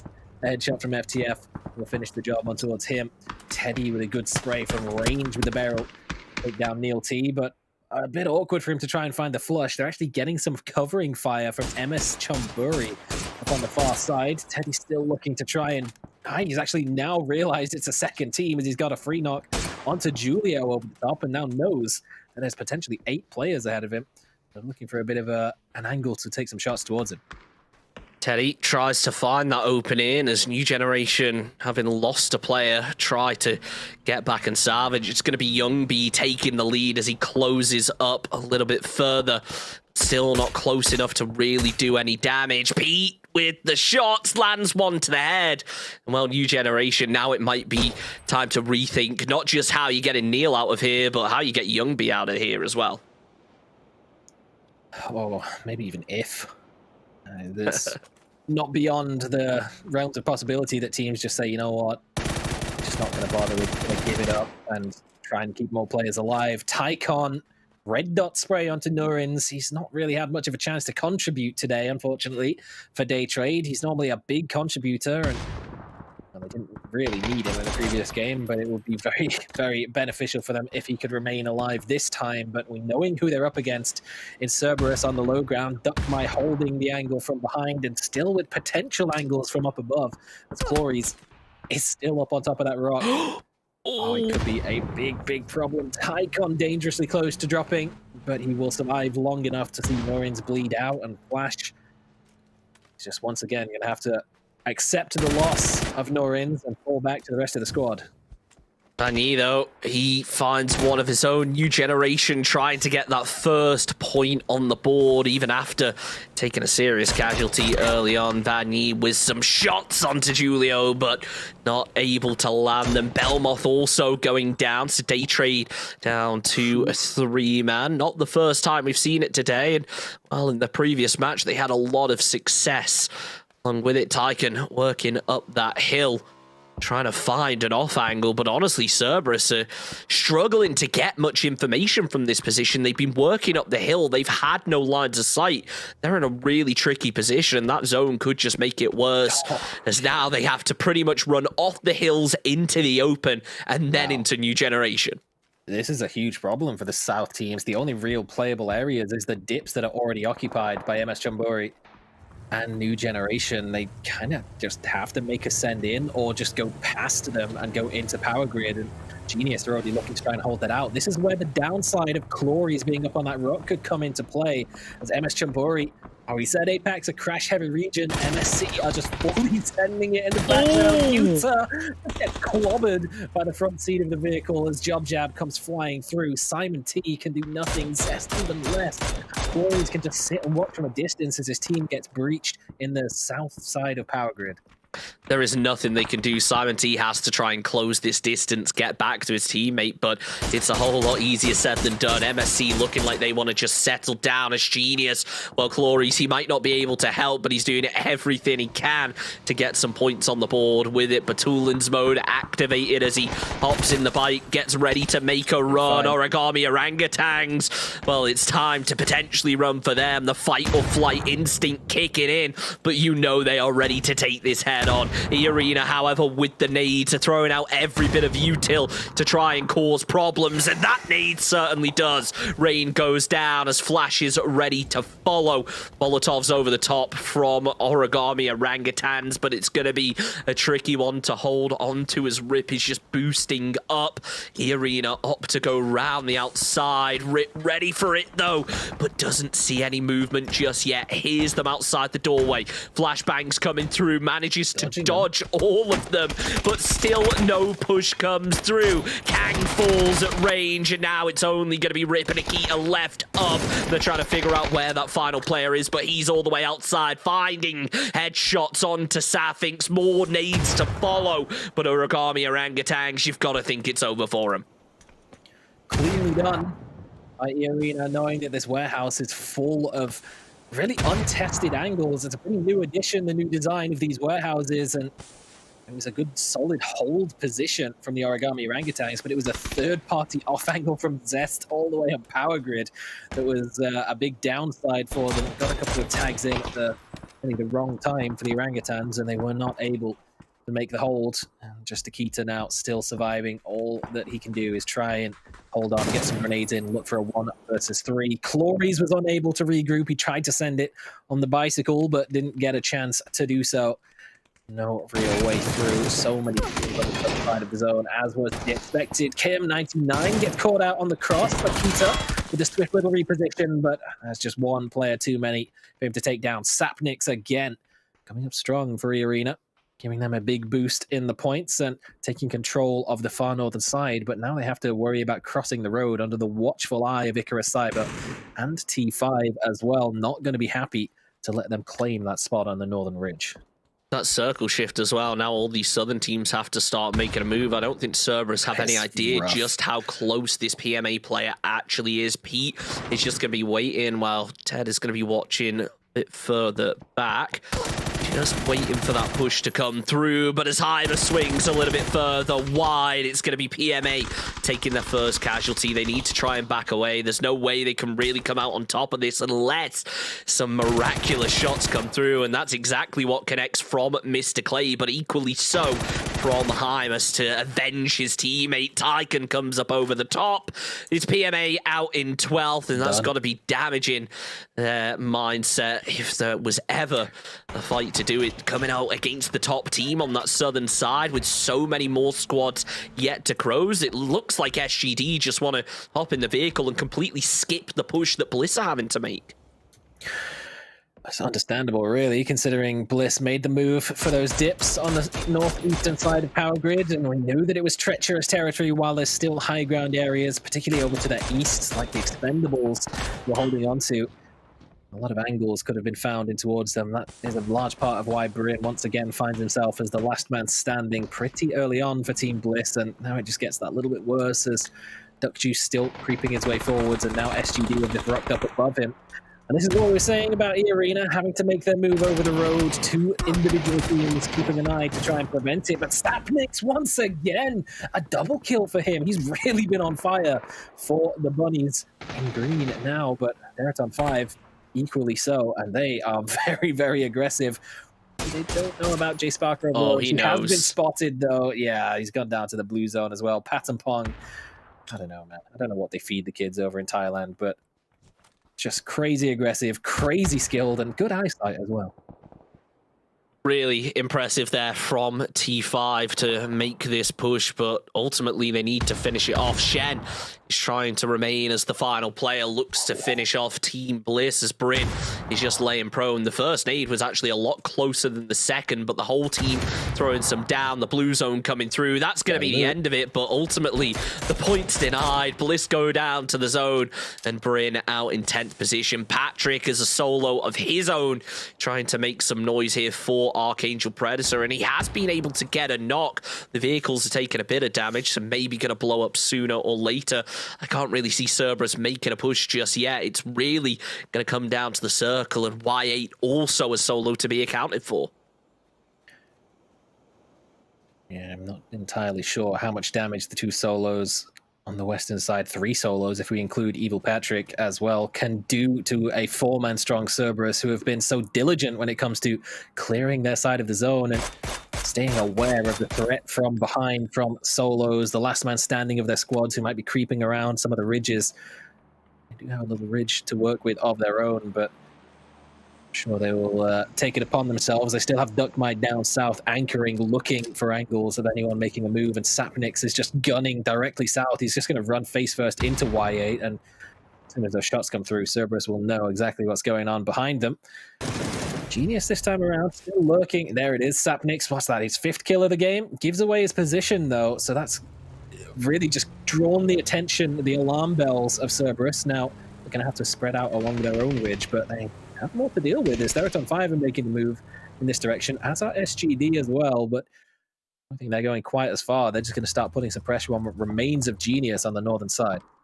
Shagadway moving in below Genius. Simon T, if he had a nade, could probably have shut this down, but leaves it a little bit late. I don't think SGD are too concerned about the move, but need to be aware of from the future, who maybe they're not right now, as Man opens up the shots. That will give the info, but equally it'll give the info to Genius, who could now try make themselves a push. Vehicle rotations coming through. You've got to think it's a crash-heavy region, Saga.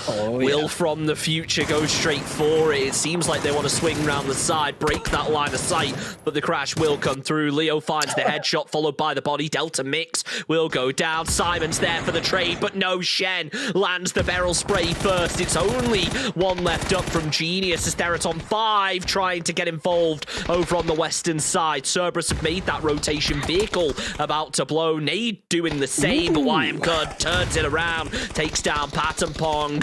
The trade comes through from Ranger X with the frag grenade, though, as Molotovs look to follow. Exgroza is pinned down in his position over at this rock. One nade, one shot would do it. As he goes down, it's all onto Ranger X. He's put up numbers before, but this time with the third party of Evil Patrick, it's not going to be enough. Cerberus finish off there on 5, but now have put themselves in a precarious position if MSC opt to push this. And Job Jab, well, he's looking hungry for points. The Sharks, their logo, and they smell blood in the water. And these guys, oh man, they are very, very aggressive. Maybe just the personification of APAC is really the way that they've been playing, and sometimes it's to their detriment, but oh my god, Patrick, what's going on as a solo? He's been prone for a while in this little dip, third partying onto T5, picking up a couple and actually contributing heavily to what could be the downfall of Cerberus slightly earlier this time than we saw in game number 1, but Tycon on the revive, 11 kills still on the board. Cerberus, even if they go down here, they can be satisfied with another job well done on Miramar. Patrick has been spotted out over the top of the smoke, and third-partying shots with the 3x from Shen from behind, and Leo to finish it off. There's nothing more he can do, but his Molotov, you know what? I spoke too soon. His Molotov will still do a little bit more work. Tycon down. Another revive having to come through, as MSC still making the push in multiple angles, taking down Vietnam everywhere on the map. Nade comes out from Job Jab, and well, if past performance is anything to go off, they might just be able to finish it here. It's just too far, though. Some start to fly in from the other side. It's going to be Leo in the end who takes down Haizaki alongside Julio to finish off Tycoon.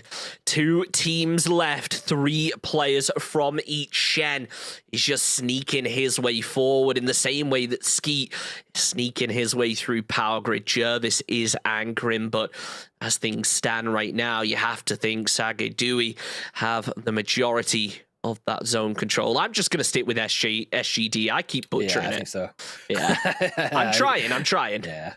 Yeah, it's definitely not a good one for our Western tongues out here, but hey man, we're trying. We do our best. 3 versus 3.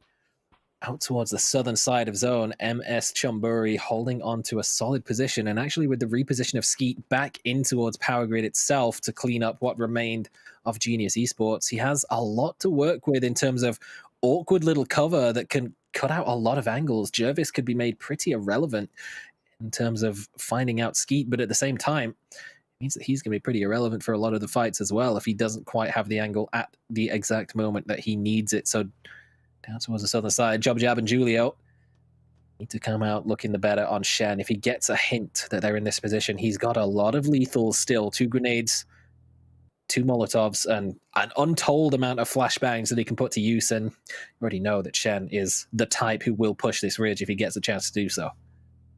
Julio really just waiting on the edge of the zone, as I think everybody plans to do the same. I'm not sure whether they have heard Shen or whether he is too far away, but they're aware that he's around. The circle pulls to the edge of Power Grid. So how the tables have turned, it looked like SGD were going to be the ones who really had the advantage in this circle, but now with that shift, it almost goes the way of MSC. As long as they have a bit of a ridgeline to work with, Shen is now trying to make a bit of noise, seemingly. Gets the nade ready, but doesn't throw it. Wants to save it for the late game.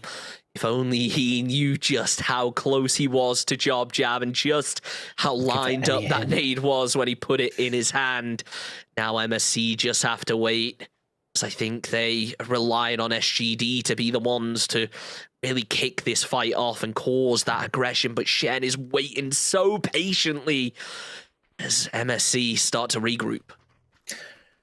You can see the difference. Shen looking for the aggressive jump peak for the information where he can land that lethal utility, but MSC not having any of it, were way happier just to sit back and avoid giving information on their own whereabouts. Thankfully, it's lasted long enough for them to get back to some tangible hard cover on the southwestern entrance to Power Grid. All those crates that are littering that entrance. Skeet still just waiting for a push to come through. Anyone getting a little bit overzealous and making a move through the center of Power Grid, looking for a flank potentially, but not going to find one for now. Jervis and Leo have both left the brick building up towards the northern side to take a vague attempt at grouping with Shen over on the ridges. They're just looking to play a bit of a peak game for now, not looking to make a creep game as they have been doing for quite some time. Once again, interesting that SGD have made it this far after losing Sophia so early on in the piece. It's kind of the opposite of what we expected to see from them. It's very almost day trade-esque, losing a key player early on, but still making it to the late game with a good number of kills. But will it be the same ending as what we saw for day trading game number 1? I think that for some teams, losing a player is a major disadvantage. I feel like for SGD, not so much. Sophia is one of those players where when he's spectating, you know he's going to be switching between every point of view, and he's putting those pieces together. One smoke from one angle might mean something completely different from another. It's those small things and just having that teammate there, not necessarily backseat gaming, but there for support and to really put the puzzle pieces together can be so essential. And that'll be his role right now. Just because you're down doesn't mean that you're out. MSC, though, they're going to start throwing out their last few bits of util, and ultimately that nade from Skeet is going to be wasted. Leo uses the smoke to start moving his way through. As Julio switches over to the shotgun, you can tell what kind of engagement MSC are prepared for right now. SGD keeping their distance, maybe aware that this could be reality they have to face. Julio pushes his way up as Leo being a whole lot more passive. He throws down the Molotov, but it's Jervis to get some bullets down range first. Shen with the crossfire, but it's Leo who ultimately finds the knock, spots out Job Jab, but down to low HP, and the repeat will be enough to finish it. Shen lands a nade and lands the shot. He gets the chicken dinner, and let me play it. Shegwa Dway with the chicken dinner. Handsome team with a decent number of kills. Look, we've never seen a Malaysian team perform this well. It is amazing to see, and you can just see the delight on Sophia's face, realizing that that might have been enough to put them near to first place.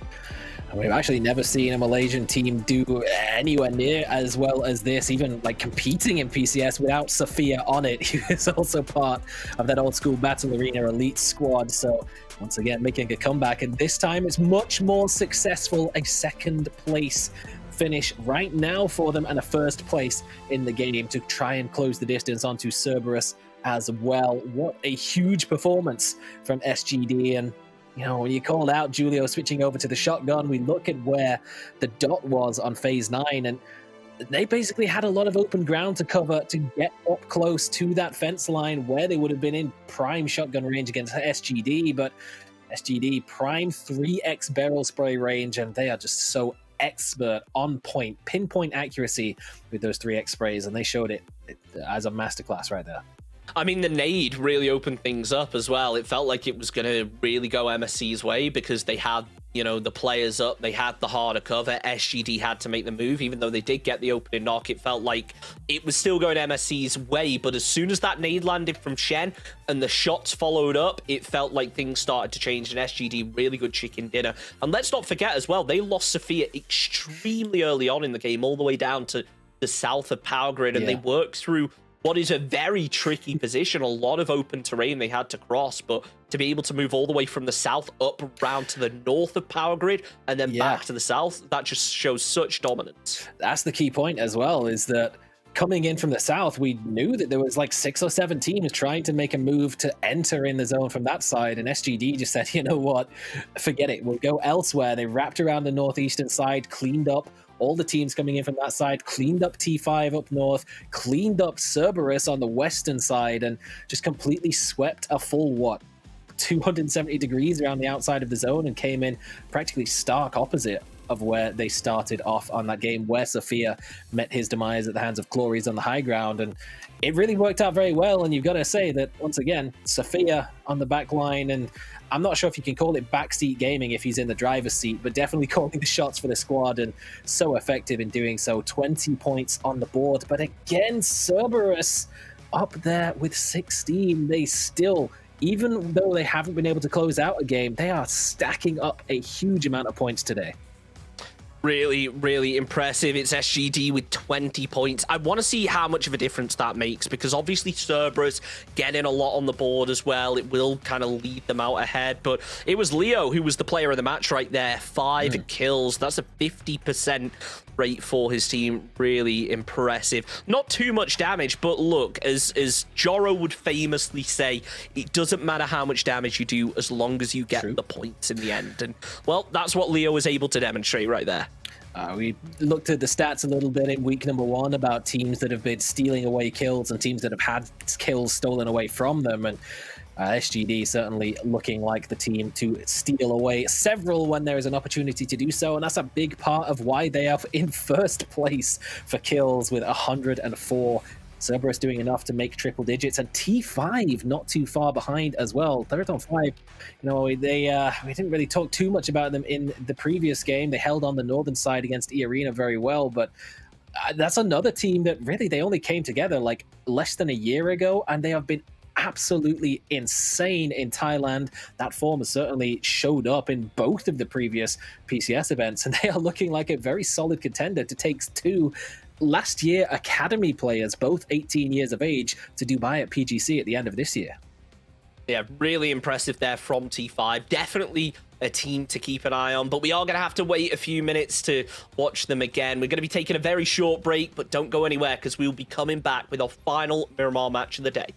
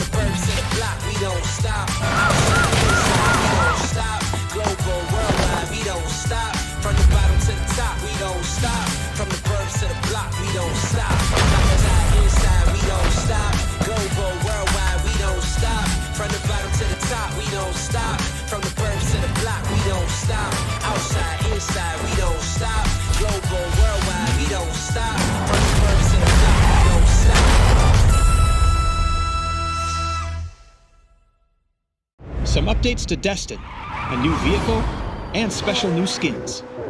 All this and more as we dive into the Update 19.2 patch report. First up, Destin is getting some additional cover in several areas, as well as more cell towers, ascenders, and fuel pumps. You'll also now notice the passage of time and even shifting weather patterns in your Destin games. If your match is going long and you're starting to feel hangry, look out for the newest Battlegrounds vehicle, the food truck. This sturdy vehicle holds a driver and passenger, while up to 2 others serve up hot food and even hotter lead in the back. There's also new heavy stock in the game to try out on your favorite stock-slotted weapon. You may remember us talking about an animation refresh some time back. This update, you'll start to see the fruits of those efforts with new animations for all weapon operations and player motions.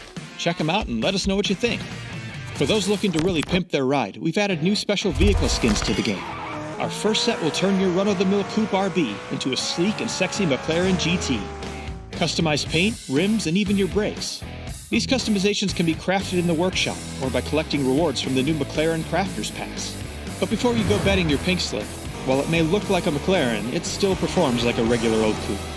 There's quite a bit more to learn about these updates and more, so check out the patch notes for full details. Update 19.2 is here, so drop in, wax up that new McLaren, and serve up some chicken dinner, extra bullets. We'll see you on the battlegrounds.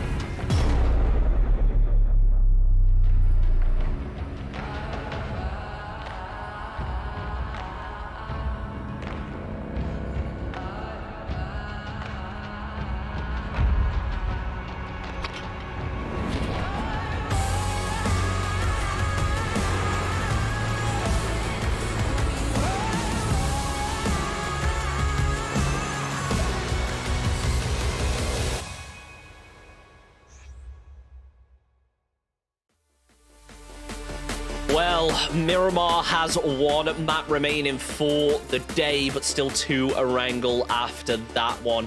I think that a lot of teams have kind of come out of nowhere here, Saga, on Miramar, and have impressed us that maybe haven't done exactly what they needed to do in the past. And I think a team that we should touch on here that, even though they didn't get a chicken dinner, they had a really respectable placement, is going to be MSC, because I know that they're a squad that you watch a lot, that I've seen have a lot of promise, but they're one of those teams where it is really all or nothing. They have an amazing game or they get 0 points. Yeah, they are. It's interesting, actually, considering the names on the team and how composed and how veteran the roster is, that they are like the most full send kind of lineup that we have currently playing, and they really proved it the way that they just gunned it straight into Power Grid in the previous game. I mean, main man Julio just really dragging the kids along by the scruff of the neck into the compound and forcing fights is exactly what they want to do. And maybe that's a little bit of a product of the play style of the team and the way that things haven't necessarily gone quite in their favor. The kills are actually like pretty solid. The placement points are maybe good, like decent, but all in all, I think there is something to be said about the goings on of the previous night. In Instagram story time for Julio. Man was on demon time last night, took pretty much the whole boys and even tried to sabotage Day Trade a little bit, dragged them out up to a club called Zinc in Orang Sit, and I was expecting some sort of wavy gameplay coming from them if they had a bit of a headache, but it's actually been pretty decent for both of those squads. Day Trade not really having the best of time in the previous game, as they were one of the teams who got caught in all of the chaos and madness down south, just too many teams trying to find a way up onto the Power Grid plateau, but MS Chobori seemed to have found a secret, just drive straight in. I mean, it's worked, hasn't it? That's the thing when it comes to those Power Grid circles, is if you find the secret, if you get yourself in early, you are able to hold out so many other squads. And I think that a lot of teams were almost afraid of doing that, which is why we saw so many teams around the edge of Power Grid unwilling to go in. When we look at that previous zone, it was the southern side where we saw the vast majority of engagements, teams having to run through such an open space. But another team that I think have impressed us tonight has been E-Arena, a team that for me has kind of come out of nowhere, but they've put a lot of work in and they've really impressed so far. They may be 8th overall, but so far today they've put up a decent performance, and if we were just to take their performance today, they'd only be in 10th. So it's not as strong as they would have wanted, don't get me wrong, but for a team that I didn't really know much about, they've definitely impressed me. And then just to inform anyone who doesn't know, we haven't got the tags wrong. That is not Flash in the bottom left, but it is his twin brother. Yeah, that's Lyrics. And honestly, all in all, E-Arena, another young squad, and a squad that has been competing for a while, actually, but has just fallen short of qualification. But just the one roster change, bringing in Jay Sparker as well, and of course, big man coach Faraz, who I love Faraz. He's an absolute psychopath. He does some weird stuff when he was playing, but now he's coaching and he's brought E-Arena up into the fold, competing at this level and actually performing pretty solidly. Once again, all 5 of the Thai teams still rounding out the top 8 in PCS 7 so far. So a huge performance for the region in general, and that's even while missing a couple of big names like Myth, like Attack All Around. So just the depth of talent runs so deep in Thailand and Vietnam as well, but performance is still somewhat lacking from a lot of the Vietnamese teams. Icarus Cyber not living up to expectations, nor on New Gen, both teams that are pretty new, only really put together fairly recently, only a few months prior to PCS 6, but I mean, look at a team like the Expendables. That's a team that's been in the game for a long time, but still currently sat in 13th place, just really languishing towards the bottom end. I mean, it's the Thai teams that are really the focus this evening, aren't they? With the way that the PGC points are stacking up, all eyes are on Day Trade going into our final Miramar game of the day. We're going to be kicking things off right here, right now. And the question becomes, when we get that map shift, are we going to see teams carry that momentum forward? Will things shut down? There's only one way to find out. It's time for game number 3 of the day. It's Miramar, and well, it's going to be a messy one if the past few have been anything to go off. Past 3, anything to go off? Well, if you're Nordra, you're really hoping that it's not the case. The man has not really played today, unfortunately, and that does mean that his slot as the second top fragger just behind Tycon has been stolen away from him. Shen rocking up there now with 32 kills on the board. Pong on 31, also overtaking him.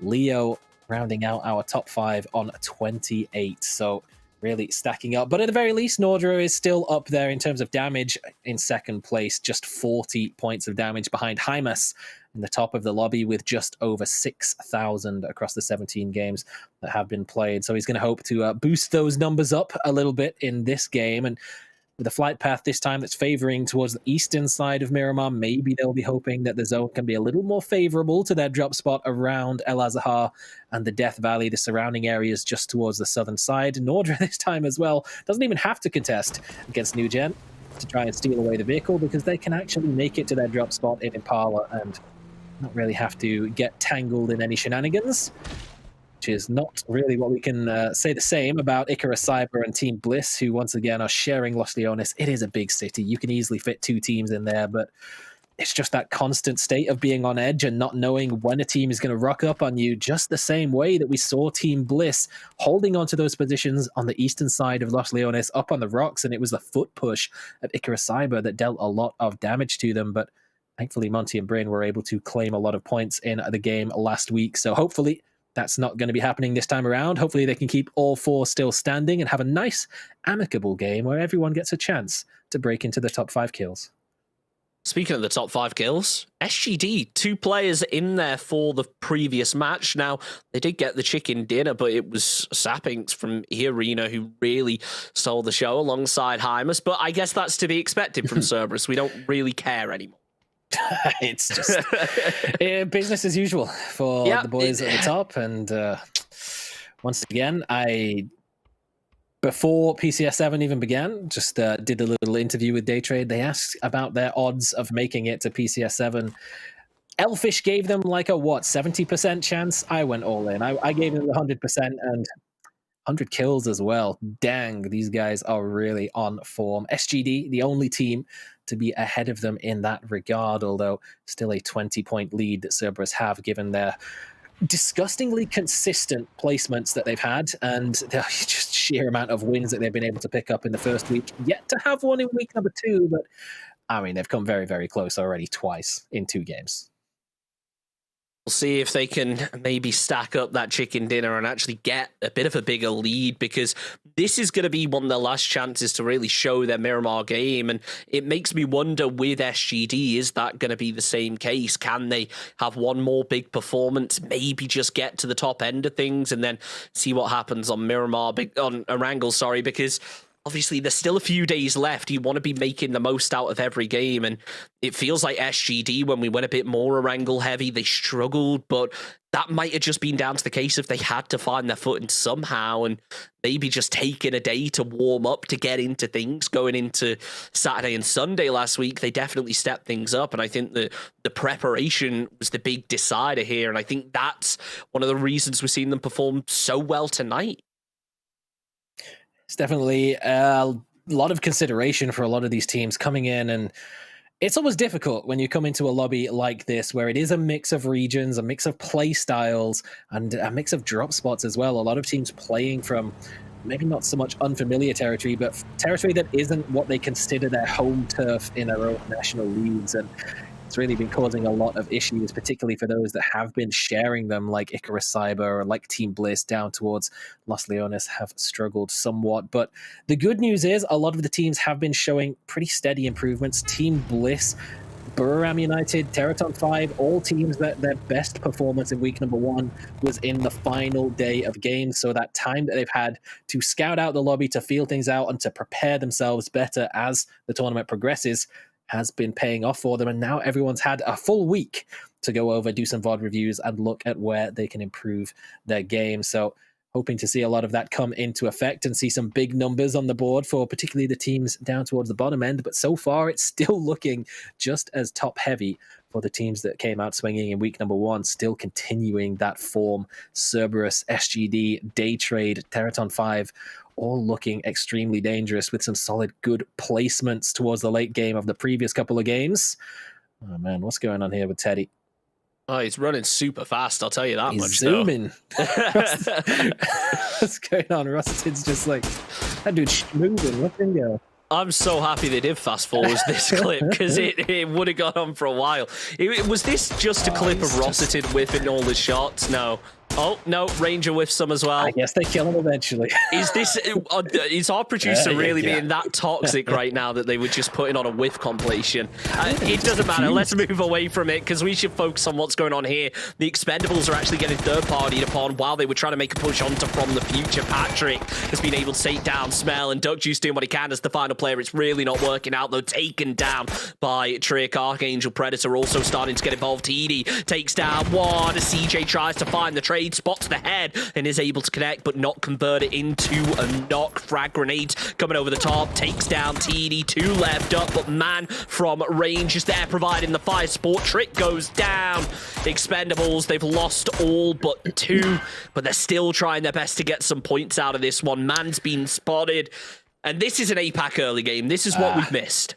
I mean, Xenox must have shown up because we've got some mutually assured destruction going down between the Expendables, Archangel Predator, and FTF, and it's not looking pretty for any of them. Archangel Predator coming out with 4 kills and 3 still standing, but they are the furthest away from the zone, on the furthest northern side, and they're going to have to try and make a move past. Of course, Clories is still once again up on top of the rock, overwatching, and should be able to hear all these shots from the distance as well, so he knows that there's a potential opportunity for him to swipe an extra kill point out of this one as well. Oh, he spotted. There you go. Man's seen him. He knows. Now he knows that on foot, this becomes a much more treacherous run, but he doesn't really have much of another choice. Really does not. Buram making their choice early on. Looks like they want to try and go for a bit of high ground as opposed to control of Los Leones. I think teams have to be wary about this one now because Los Leones is a potential that we get a circle here, so they need to find that balance between staying on the edge of it and not committing too early, but at the same time making sure they have a rotation path in case that circle moves away, and that's something Buram are maybe going to have to deal with soon.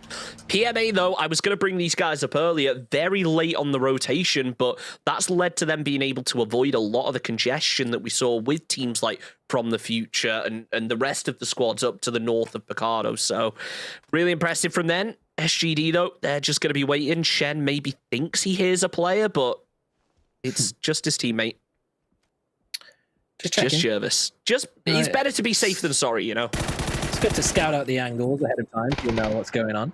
Cerberus up on the high ground where we saw Team Bliss run into some quite severe issues last week, but this time around no one's even coming into a position to threaten on towards them. Buram were looking to try and creep their way forwards, but they've been turned around and sent packing. We'll dip on out of there.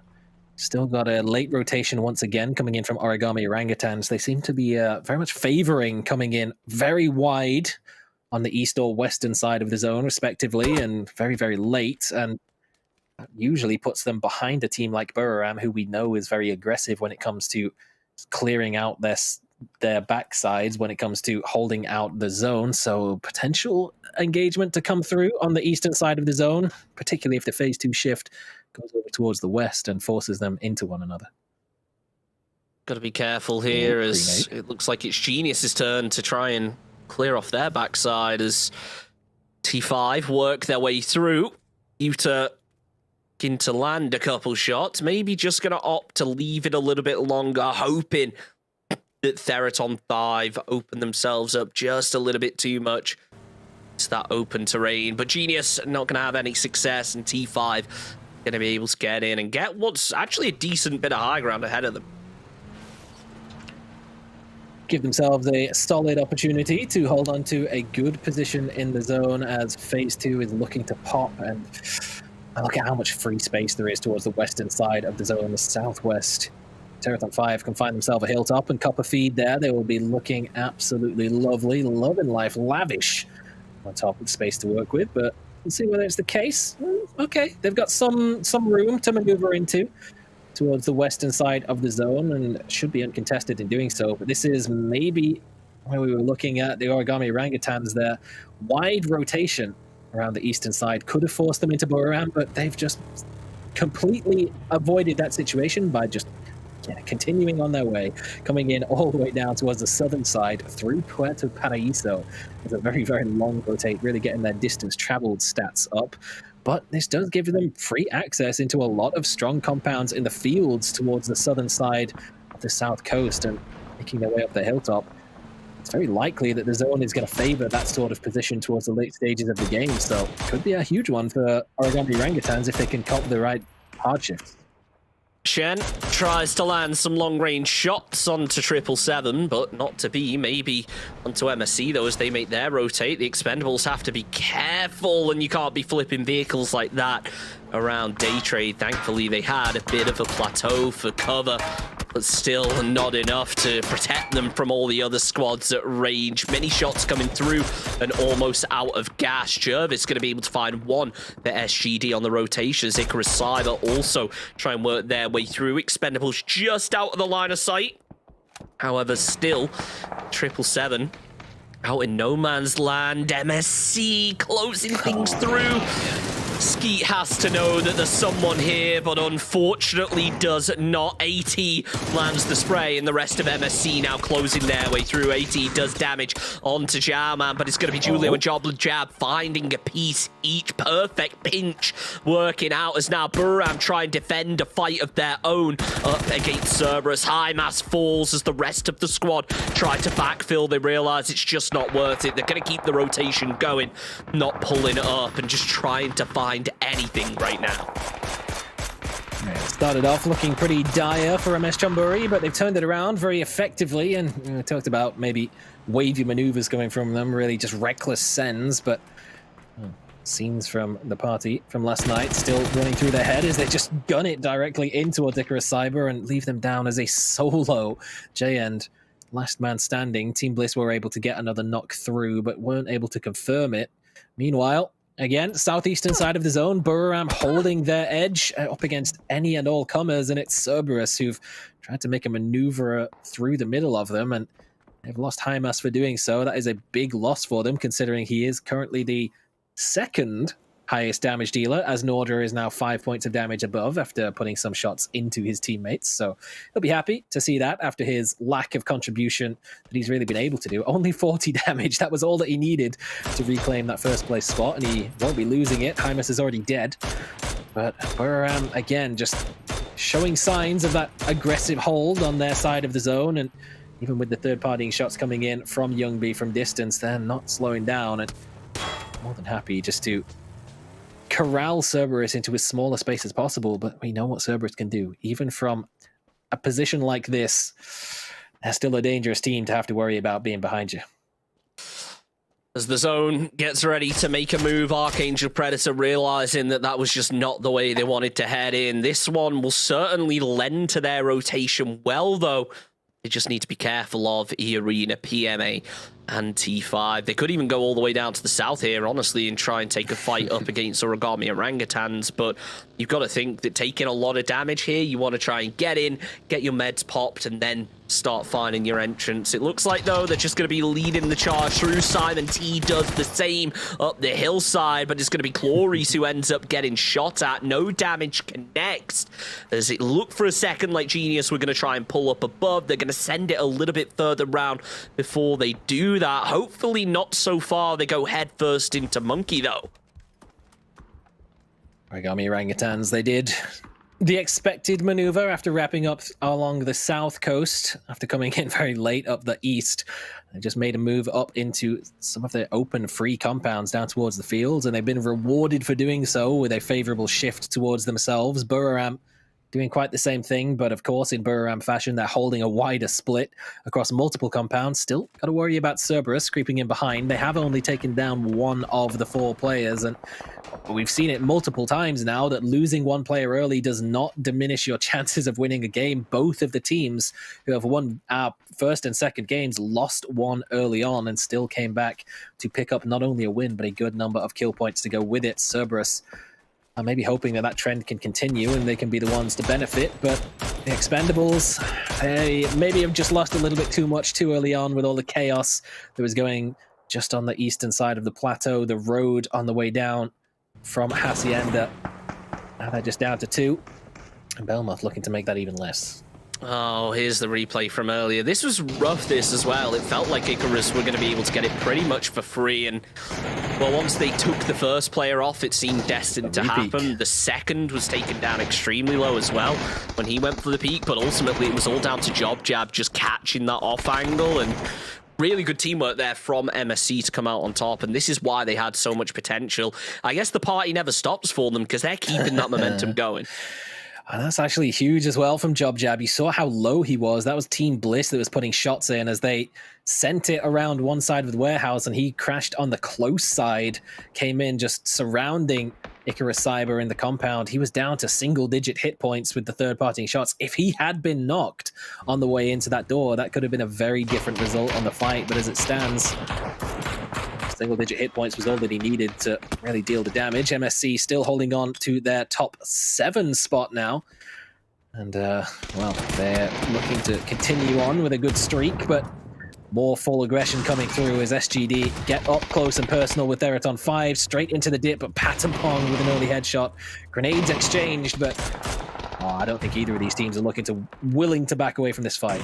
No, Rossitid just going for a bit of a peak battle up against the ticket booth, and Jervis going to be getting taken out. It is Shen, the final player, but just like that, SGD have fallen. Let's not forget, though, Theraton 5 took some casualties from Day Trade up the hill. Flash able to pick up 2 kills so far this match. Archangel Predator potentially going to give away a kill if they're not too careful. KMF, though, he whiffs the spray. It's just a tad too low and not going to be able to make the most out of it. Instead, ends up getting taken out by Ranger X from range. Patapong looking to do the same and find some damage of his own, but as Archangel Predator push in further, they're not expecting Genius, which could be to their downfall, waiting for those players to get out.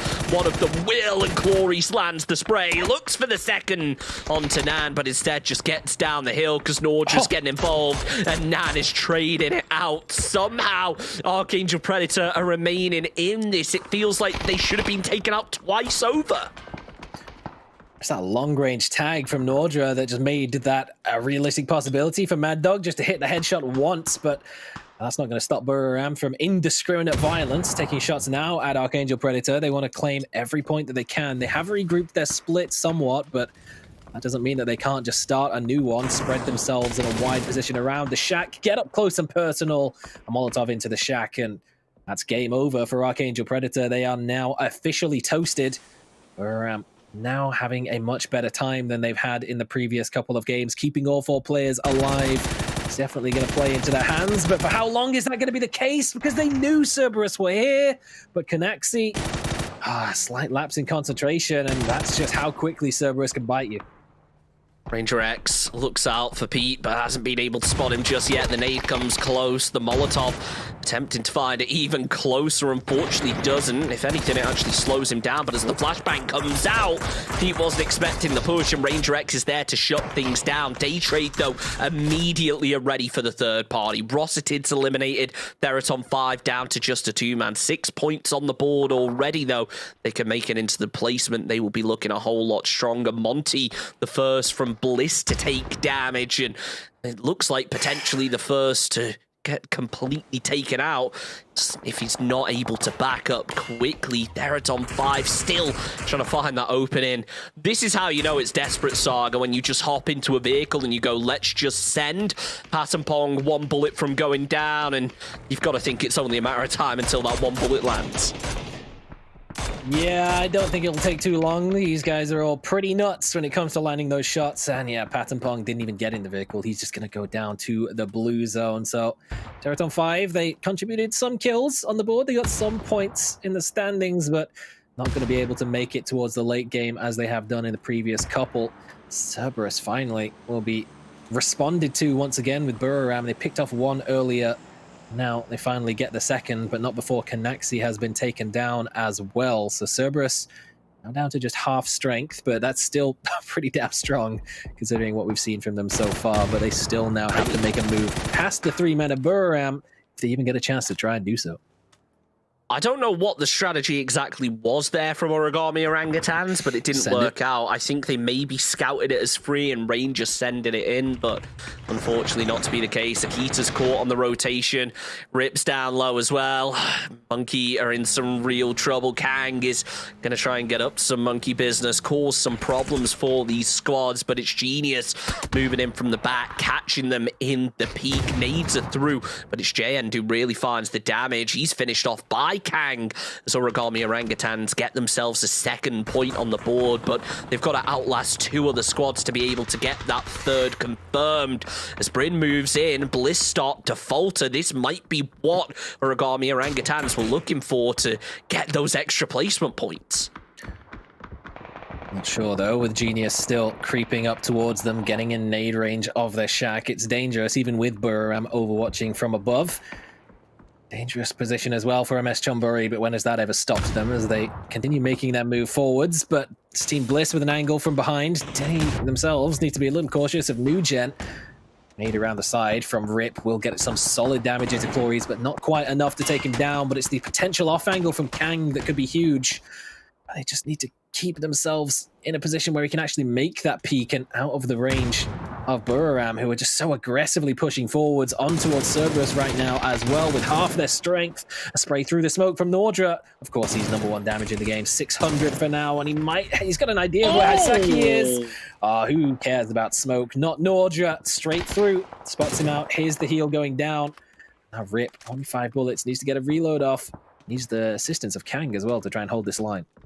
He's trying to peek through that doorway, but don't forget Simon T is such an aggressive player. He takes down one, but it's not going to be enough. Rip able to finish off the job, but now Sheikzing gets involved. It's going to be made even harder. E-Arena try and survive, but they take 2 casualties very quickly as Belmoth and Flash work together to decisively find those knocks. Buriram takes shots and nades over towards Origami Orangutans. OC's final hope as Bliss went down in 8.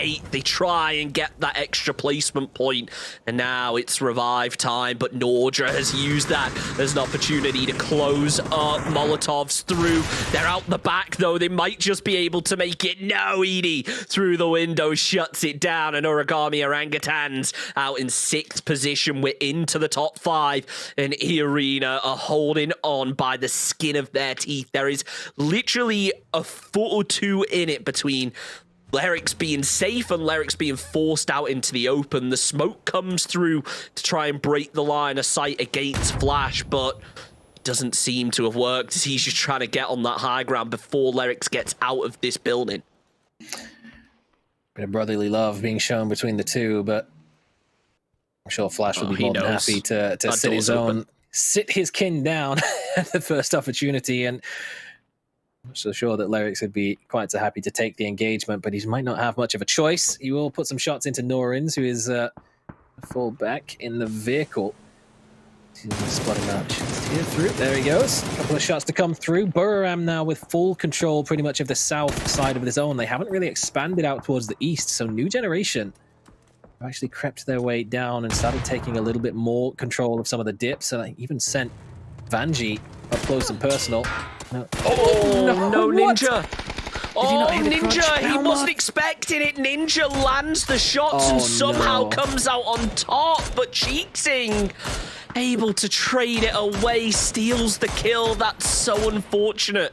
The Expendables, Vanny tries to get down the hill as Daytrade do the same to keep their teammate in it.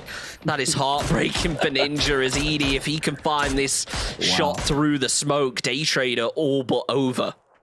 If poor Belmoth just didn't hit the brakes, then that would have never been a problem. I don't know if he even had the audio cue of the sort of crunchy sound it makes when you hit someone in the car, or I don't know, but he shot, I mean... Yeah, Norins was up close enough to get some smokes out and keep him back alive. They are going to blow up the vehicle from range, and that's both of them gone now. Cheksing and Eddie across the way. And Diane will be creeping around the side to try and secure the points. He's got one. Eddie trying to deny him from getting the second. Meanwhile, Flash still trying to hold his broski out from getting into the zone. Lyric's around the side. And Flash, of course, is going to just toss out some flashbangs. should get the better of him. Larry, no. he didn't get the point. Oh no, tactical deny. Oh man. That's rough. I'd be so annoyed if I was Diane in that position, if I was Flash in that position, sorry. But I'd be a whole lot happier if I was Diane or anyone from New Generation, because this is the first time we've really seen them in the late game today, especially with 4 players strong. They have so much zone control, however, still the 3-man of Buriram to deal with now that Flash has denied those points. It's really going to come down to the shift now, Saga, it feels like, as it goes pretty central. Diane can really either anchor up above, provide that fire support, or group up with the rest of his team. It looks like he's going with the latter for this one, as I'm still focusing over on the west, maybe not realizing Flash is out. Just look at the points, though. This is a huge win for either of these teams for very different reasons. Buriram, currently the holders of the last available position on PGC representation. If they get this win, they could be up alongside Theraton 5 in the top 3. That is a huge boost for them in the standings. But New Gen, they stand to go up multiple placings, maybe 5 spots in the standings off getting this win. So while it's not going to be enough to put them in a spot for PGC points, it's definitely enough to make it a much more realistic prospect for them to close the gap with 2 games left to go in the day and 2 days to follow. Young B up close and personal, but if he knows that it's Eddie over the top with a Grozer, he might want to reconsider. But check saying, has he sniffed it out? No, he's just going to check the shack, make sure that there's nobody lurking. Young B over the top. Oh, he's heard him, and he's going to come over with a double spray down. That is a huge turn of events. A New Generation now in the driver's seat completely, but it's Nordra they're up against. He's not had much of a chance today. He's got to do it all right here, right now. Nordra just waiting now as he anchors down the hill, realizing just how tricky it's going to be. New Generation, talk about a glow up, started out today in dead last, and now just working their way up bit by bit. Those 2 kill points make a whole lot of difference in terms of position as more nades come through. It's close to Nordra. Neil T with the spray, but Nordra finds the headshot. Young B tries to push, but in the end, New Generation get themselves that all-important chicken dinner. Decent number of kills to go with it. That will give them a huge push up the standings, and honestly, Saga, they needed it. They really did, but of course it's a team of players who have been in this position before at PCS. Every single one of the players at this roster has previously placed top 3 or better in a PCS APAC event, all individually. Going all the way back to PCS 2, with LG Divine for Diane actually walking away as a winner of that event. It's a stark difference to how they've started off this event, but at the very least, getting a big swing of momentum for them at a prime opportunity now. With 12 games left to be played, they could still very much make a push, and considering that Cerberus is looking like they're in a pretty solid spot of closing out the championship and taking home that first place spot, that best Vietnamese slot for PGC is still on the card, still available for the taking. All they really have to do is overtake Genius and make sure they get more points than Unicorn Phoenix have, and it becomes a very realistic prospect that even for some of the Vietnamese teams who haven't had the best of times so far, good couple of final days and they could be right back in it. Well, I think a big thing to remember here is the fact that Unicorn Phoenix didn't qualify, as you mentioned. A top 5 placement is what a Vietnamese team needs here if they want to get themselves a slot at PGC through that direct invite for the Vietnamese team, not just based on points or potentially winning it. That is what these teams are really vying for. You need that top 5 to feel any sense of security, and that doesn't even take into account the rest of the Vietnamese teams who are also going to be battling for this position, and the Thai teams who are also taking up so much of the top end of the standings. So there's so much that can be read into in terms of the PGC points. As it stands right now, I'd be very surprised if Cerberus don't go to PGC. My eyes are on SGD.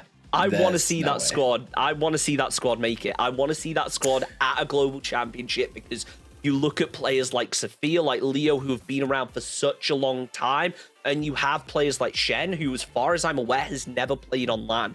It's going to be amazing to watch if they make it. Dude, that kid on Zero Ping, Oh my god, I'd be terrified. It's a done deal at that point. But honestly, for me, Cerberus are in. There's no way that they're not making PGC. One way or the other, regardless of whether they win or not, they have the best Vietnamese slot to fall back on. It's the same story for Day Trade, like regardless of whether or not they win, they're there. But the question then becomes, of those two, realistically, they're the most impactful in terms of if they win the whole of PCS 7, then those additional slots start to open up for other teams. And that's why it's so important for a team like New Gen to pick up these wins, because right now, Cerberus is in the driver's seat for taking home the championship. That best Vietnamese slot is very much up for grabs. And as the team that came in and won the Nemo Pro Series, which gave them direct qualification to the Vietnam Series, which was the qualifier for APAC, New Generation maybe we're expecting to start off a little hotter than they did in week number 1, but they have finally made their way up into a better position now. They climbed, 5-6 places in the standings on the previous game alone, and that is a huge boost in terms of not only the prize pool that they're getting, but the PGC points along with it, and they absolutely need those to come through to make sure that they're, at the very least, overtaking Unicorn Phoenix and then looking to catch up to Genius as well. I mean, the rule of thumb here should be 95 PGC points as the benchmark you're looking for if you're a Vietnamese team to be able to get up there. That's currently how Unicorn Phoenix are placing. Now, if you're a squad who this is your first PCS event, that means a top 5 finish. If it's your second, then there's a lot more kind of relaxation there and you don't need stress as much. But honestly, taking a look at this, I don't think there are It's any only the teams. Expendables. Yeah, it's only the Expendables and Cerberus from Vietnam who have actually been able to qualify for both PCSs. So honestly, right now, if you're a Vietnamese team, you need a top 5. That's just the rule to follow. Yep. And SGD, well, they need a chicken dinner because there's only 19 points in it right now for that first place spot. And then you just really start griefing Vietnam teams. Look, like, I don't know what it is about Cerberus, but every time they expand the lead, it just gets closed immediately, but then they're able to expand it once again. This time they got held out of the zone by Buriram. They were still able to deal some damage towards them, and who knows, that could have been potentially the most impactful kill in the lobby as Canaxi just had a very slight lapse in concentration and just walked face first into a lurking player. But that could have been a huge swing. Having that extra player alive in the late game to make it a 4 versus 4 for New Gen up against Buriram, the player that crept up very close and got those initial 2 opening knocks onto Buriram might not have been able to do that had Canaxi been there to hold and anchor that position. So there's a whole lot of questions we can ask and a whole lot of what ifs and what could have happened if, it's a butterfly effect in a game like PUBG. One little action goes a different way and suddenly it's a whole different ball game for so many teams. But fortunately, for a couple of teams, the cards fall the way they will. And for Genius, that has put them in, it's a decent spot. It's a top 6 position, 101 kills in total. But as the top 6 of kills, top 6 altogether, but only 12th place in kills with 70. That's pretty impressive place to find yourself. It really is. Talking about Day Trade, though, this is a team that everyone in Thailand is hoping wins it and currently not in a bad position to do so. There's still going to be a few days left, so a lot of opportunity for change and a couple of points to try and close up. But as we mention all the time, when Day Trade are on form, we're talking 25, 30-point games, not just the games that, we see so often where it is like kind of top end is 25 points. This is a squad that when they're on form can get 25 to 30, no problem. Team Bliss not had the best result, though, have they? They have been disappointing, it's fair to say. I think you can tell that the players are a little bit over it at this point. They kind of wish that they could reset and start again. I think that this is their opportunity to. We're heading over to Erangel. Remember, it's the chance for teams to really start to thrive. And this is a squad that have been playing very placement heavy. And I guess there's the argument that zones on Erangel can sometimes be a bit more predictable just because there's not as much unplayable to take into account. At the very least, Team Bliss have their good performance at PCS 6 to fall back on, and so they might be one of the teams that would benefit the most from Day Trade making the comeback, picking up a few wins in our final couple of days, and actually knocking Cerberus down a peg, because not only would that then force Cerberus to take the best Vietnamese slot and clear one out that way, but it would also move Teraton 5 up into taking the best tie slot, which is currently occupied by Day Trade, so that would open another spot. And currently, as it stands, Team Bliss is one slot away from PGC qualification, just behind Buriram. And while that can change very quickly, given their position in the standings, that might be the best that they can hope for, is that Theraton 5 and the likes of those take those best tie slots and Day Trade wins the whole thing. And like we said, it's very realistic that Day Trade could just have a big day and win 2-3 games in a single day like Cerberus did on day number 1. So we'll have to keep a close eye on how things stack up in that regard. But now we're heading over to Erangel. It's typically not Day Trade's favored terrain. Of the top 6 at the start of the day, they had by far the worst ratio of points on Erangel as compared to Miramar. So whether or not this is their chance to do it and turn that around, we'll have to wait and see. Day Trade, they got a decent number of points over on Miramar, but they need a whole lot more if they want to take that first place position. Erangel is the time to do it, and we are going west to east. It should give these squads pretty much free reign on where they want to go. It's only really the melee teams that should struggle here. I'm interested, though, to see if we get any changes in terms of hot drops, in terms of drop spots from last week, now that teams have had a chance to reevaluate things, even if it's something as minor as, you know, okay, we're not going to necessarily give up our drop spot, but we're going to reposition the way we take it. And I think that's going to be an important thing to notice in a lot of those areas that were contested, because we typically see 2-3 teams in some cities. Yasnaya, a key example, and they never really end up scrapping it out. It's a couple of shots, maybe a player here and there, and then everyone backs away. I doubt that we're going to see any changes until maybe the last 2 games or so of the entire series. So like a Sunday, last couple of Erangel games, teams that are dangerously close to one another in terms of not only points here, but PGC points as well. You could start seeing some shenanigans in the early game, but right now there's just simply not much of a need to do that. It's all about, because of course, like the easiest way to qualify to PGC through PCS 7 is just win it, and it's still a very realistic prospect for a lot of teams to be able to overtake Cerberus, particularly those currently in the top 5 have less than 40 points to try and close. It's still a stretch to go for with just over 10 games left to play, but you know, a couple of unfortunate situations for Cerberus that are capitalized on by a team like Day Trade, like Buriram or Teraton 5. Things could start looking very different very, very quickly. And of course, you make your own luck in a game like PUBG. Buriram definitely doing a lot of work to hamper the advances of Cerberus Esports. Nordra, he finally got a chance to play the game. 800 damage and 4 kills, alongside Eddie with 4 kills, and Diane as well from New Gen. First time appearance for him in the top 4 as our player of the match for the previous one, but not quite as many kills as Flash was able to pick up. I mean, Flash, he's flashy for a reason. 5 on the board in that last game. Canaxi's just going to be making a lot of noise, and we haven't really talked about the zone too much, have we? Whenever we get a circle like this, it's so up in the air. Everyone kind of assumes we're going to mini Milter Power, but then so often recently we've seen it go up to Lumberyard Hill and cause problems. My stream is frozen. I'm not sure whether I'm still live, so I'm just going to let you take over for a bit, Saga. Well, dang. You see Nordra already up there at the Lumberyard, just chilling, getting the hard spawn, but you so often see it when a zone like this feeds the Milter Power team. They might like to sit back and have all 4 players hold it as a bit of a fortress, but this time that's not going to even be an option. They're going to be forced very early to try and regroup because PMA have decided Milter is not good enough for them. They want this position. Eddie's got a double-barrel shotgun to try and work with, and his teammates, of course, are going to fly in to try and give him a bit of backup when he needs it the most, but how much work can he do through? The double-barrel doesn't land for Pete.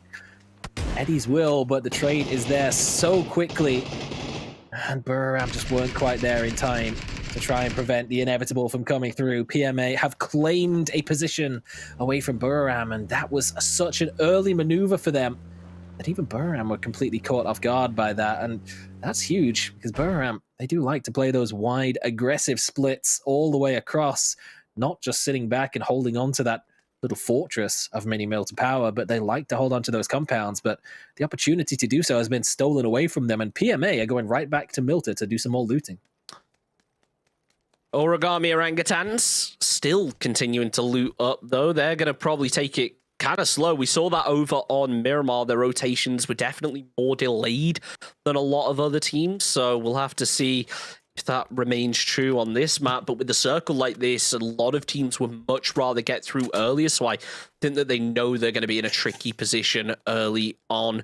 It's about just making the most out of it, though, as they just hope for a Northern Circle maybe later. And this is a squad who we mentioned so many times. They have never found that tier 1 success that you'd hope for a squad with such fragging power. They're at on 5, though, also trying to just get up at the top end of things. There's only 9 points in it between them and second, and then ultimately one strong enough game to make it to first. So they are doing everything they can in this match and realizing likely they're just gonna have to pull up on the edge of the zone and start sweeping, copy a day trade kind of strategy as opposed to a Team Bliss strategy of getting into the center early and hunkering down. This rotate is an interesting one for them. They're going far up towards the north, but Rip is lurking on the opposite side of the river. He's in a good position to put some shots into the back end of T5 as they make a move, but he opts not to.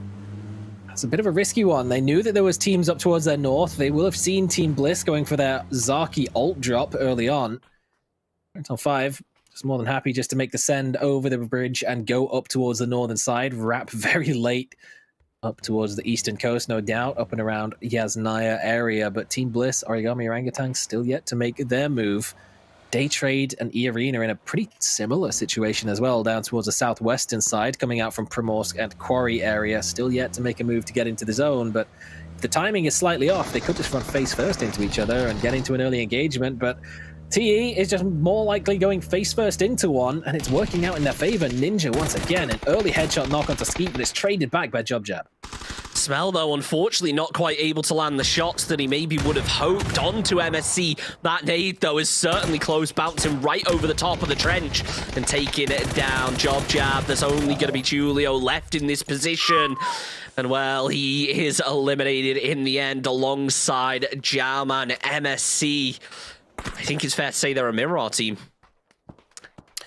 Really just got chopped down by the lumberyard, and there was not really much they could do about it. They got the opening return knock, the opening trade, I think it's fair to call it, onto Ninja, who came in flying with the double headshot, but just a spam of utility recklessly from the Expendables just completely blasted them apart before they had even much of a chance.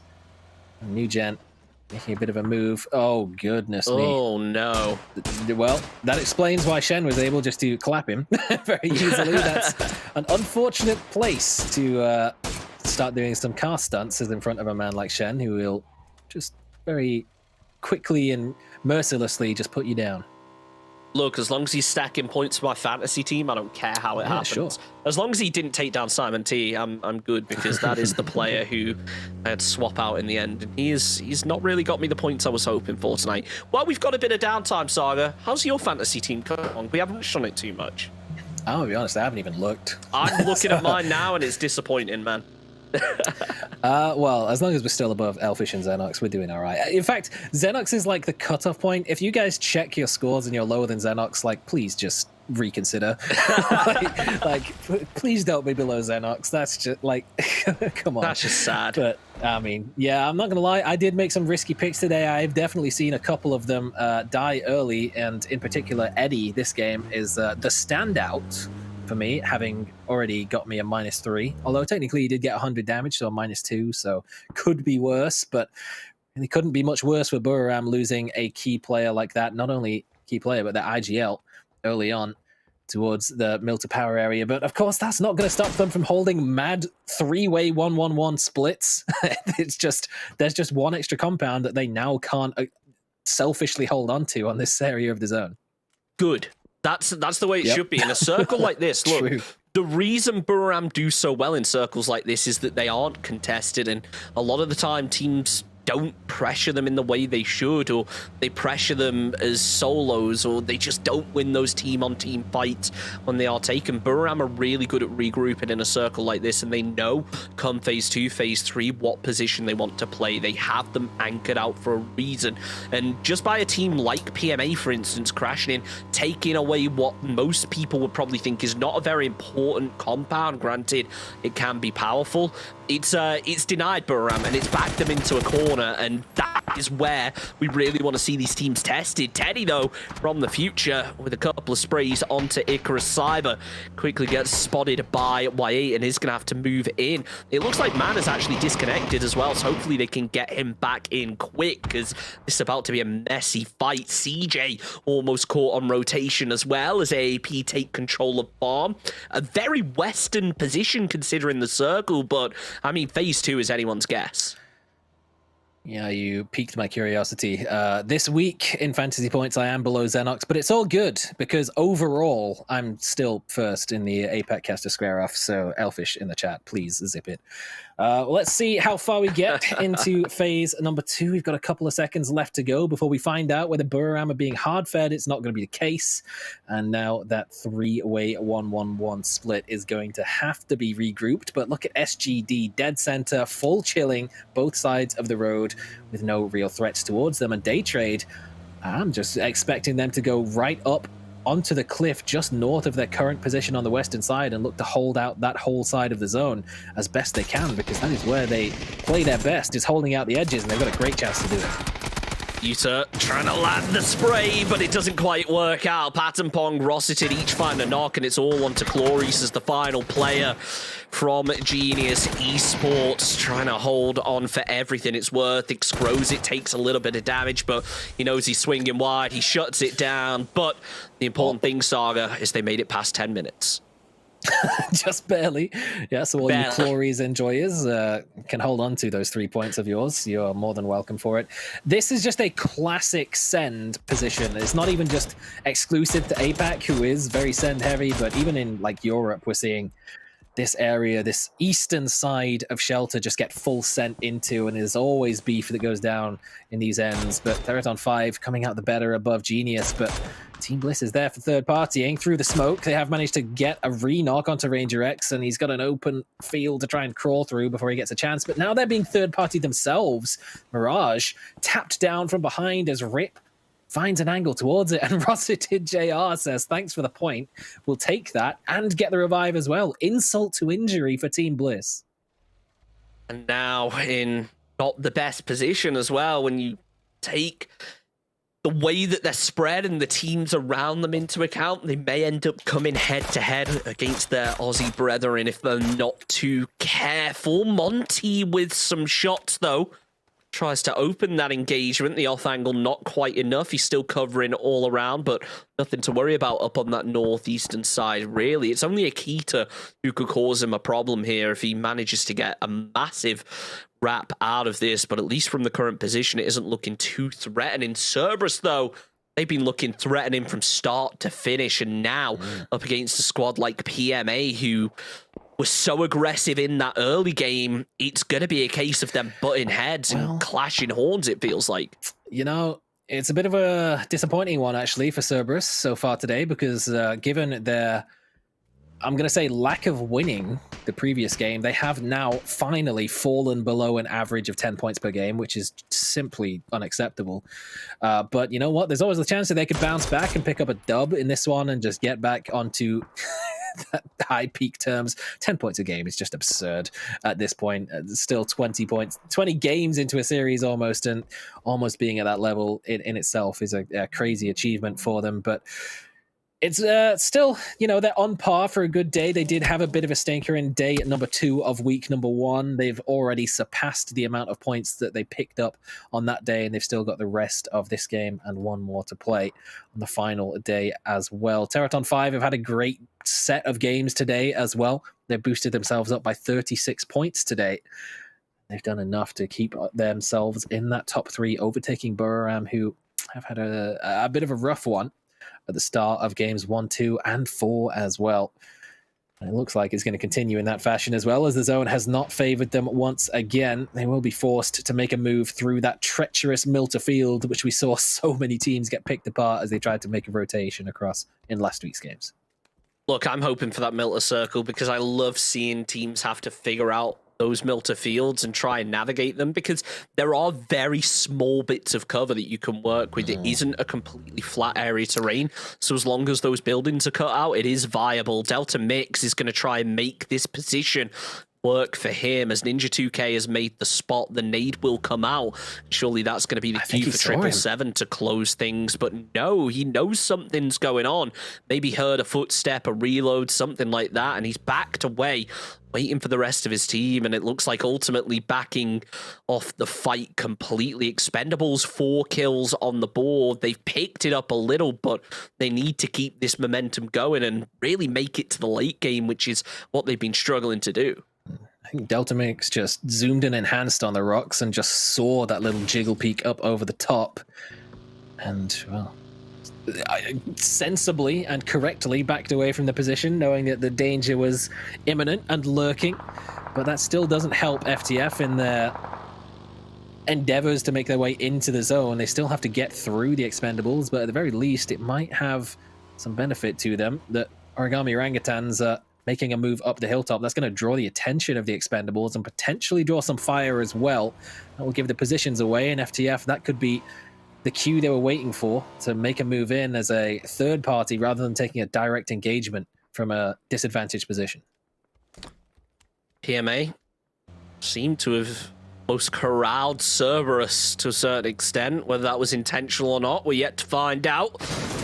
Bliss, this certainly wasn't intentional as Icarus start to punish. Insight playing point, thankful to get away safely, but it looks like Origami Orangutans might just cause some problem for them as well. Bliss try and make that rotation. Jervis down the hill with the long-range shots, not connecting, but Bliss really have nothing to play here. They have not scouted any of this. It's just going to be a case of reacting to whatever is available, whatever they think is available. Unfortunately, Insight, he reacts incorrectly, will be falling. Shen eliminates Monty. As now there's only one left up from Team Bliss to try and keep things alive. It's going to be Bryn moving down the hill, but you've got to think that that cross is covered by Young B. Big damage, but no kill. Bliss might just remain in it for a couple more minutes. I really just have had a grand total of 0 circle favor throughout the entire event so far for Team Bliss, and well, there you go, there's one. They're at least in this one, but for how long, that's an entirely different question. Bryn and Monty, though, don't count them out. This was the duo that had by far their best performance on Miramar last week after losing half the team early on.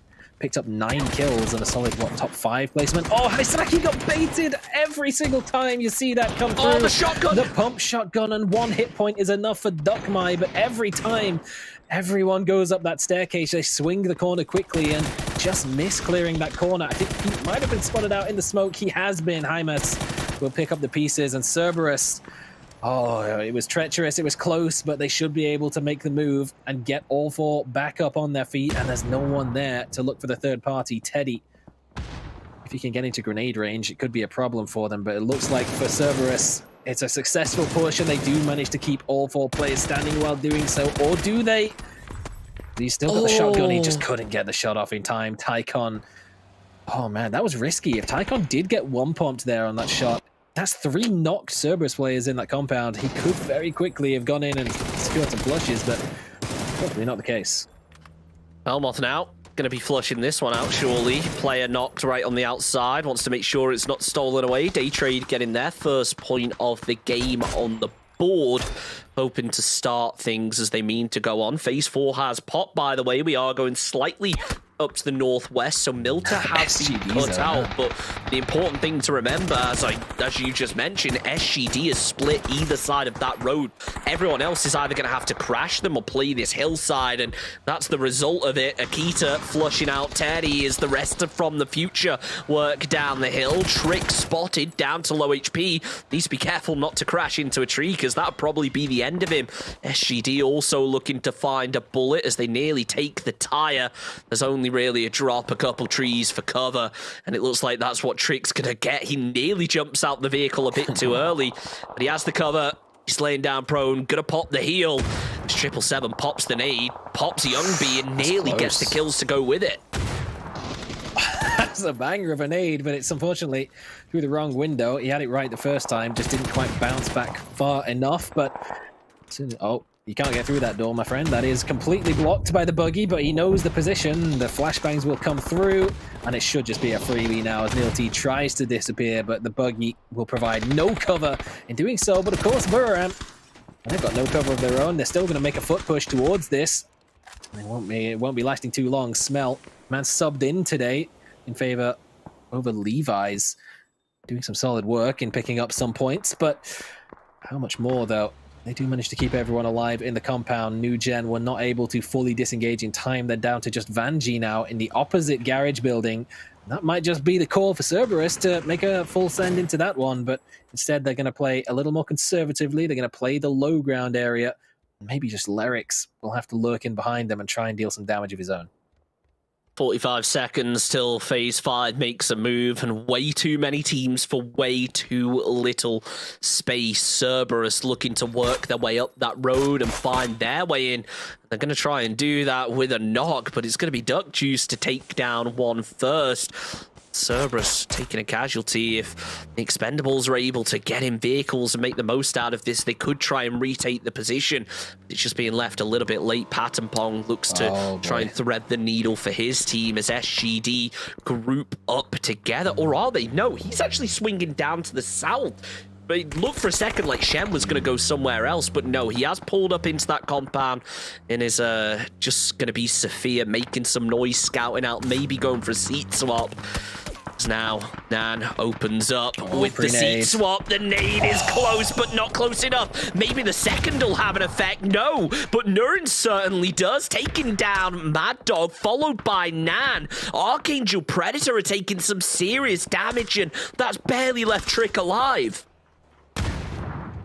Archangel Predator, they were trying to scout out a backfill potentially onto SGD as Sophia made a move. This time the corner will be checked. TE, they're not making the same mistake twice.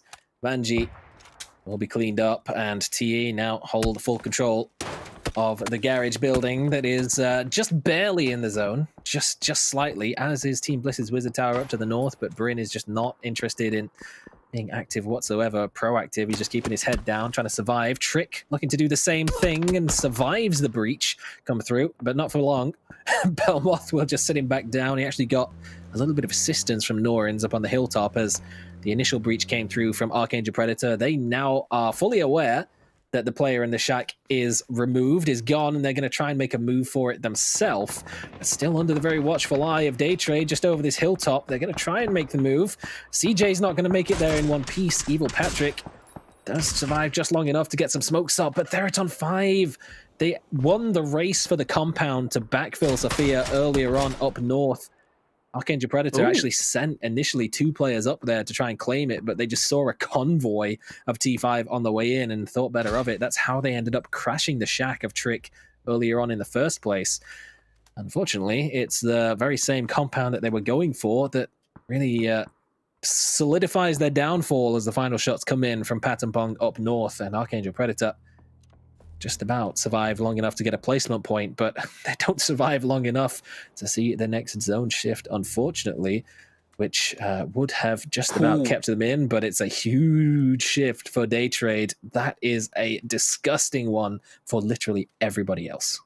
And let's not forget as well that there is basically one bridge to work with. Yep. Daytrade, sure, they control most of it, but there's every potential teams could make a send.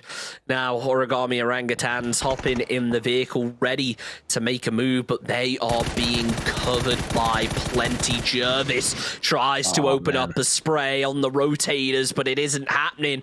As Sophia switches over to his DMR, they've had to take cover down at the bottom of the hill. Jervis still covering, knows that there is a player in that Wizard Tower trying to find that opening onto Bryn, but just hasn't seen the movement that he is looking for.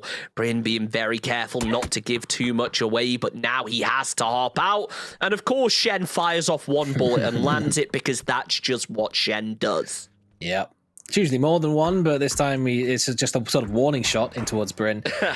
Now, we spoke a little bit earlier on about how it was an opportunity maybe for the likes of New Gen picking up a win to try and close the distance up towards the top of the standings, but that's not happening.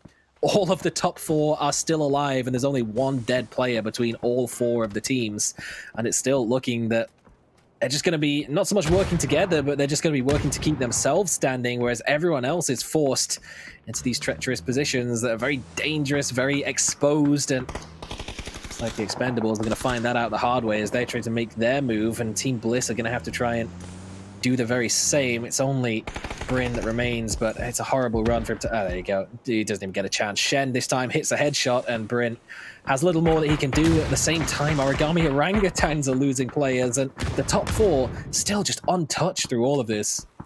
The nades, though, coming down to Cerberus. It could be that crack in the armor that everybody was looking for. As soon as 777 goes down, though, you start to think absolutely not. Origami Orangutans coming in with a send of their own. Kang is there to finish it off out of the side. The nades rolled down the hill, though. The vehicle is going to be right inside it. Hymus knocks out his own teammate, though. It could be the opportunity to Kang to strike, but he needs to get heals. He needs to get smokes. He's managed to get a body, but Belmoth is coming in with some nades of his own. Cerberus starting to take real damage right now as the 2K connects. There's only one left up. Kang eliminated out in 5th position as Shen goes down as well. Deraton 5 start to take a fight on the other side of things, but Hymas focuses up, takes down Poochills before being eliminated by Belmoth in Cerberus out in 4th. SGD doing what they can to remain alive. The nade is close from Sophia,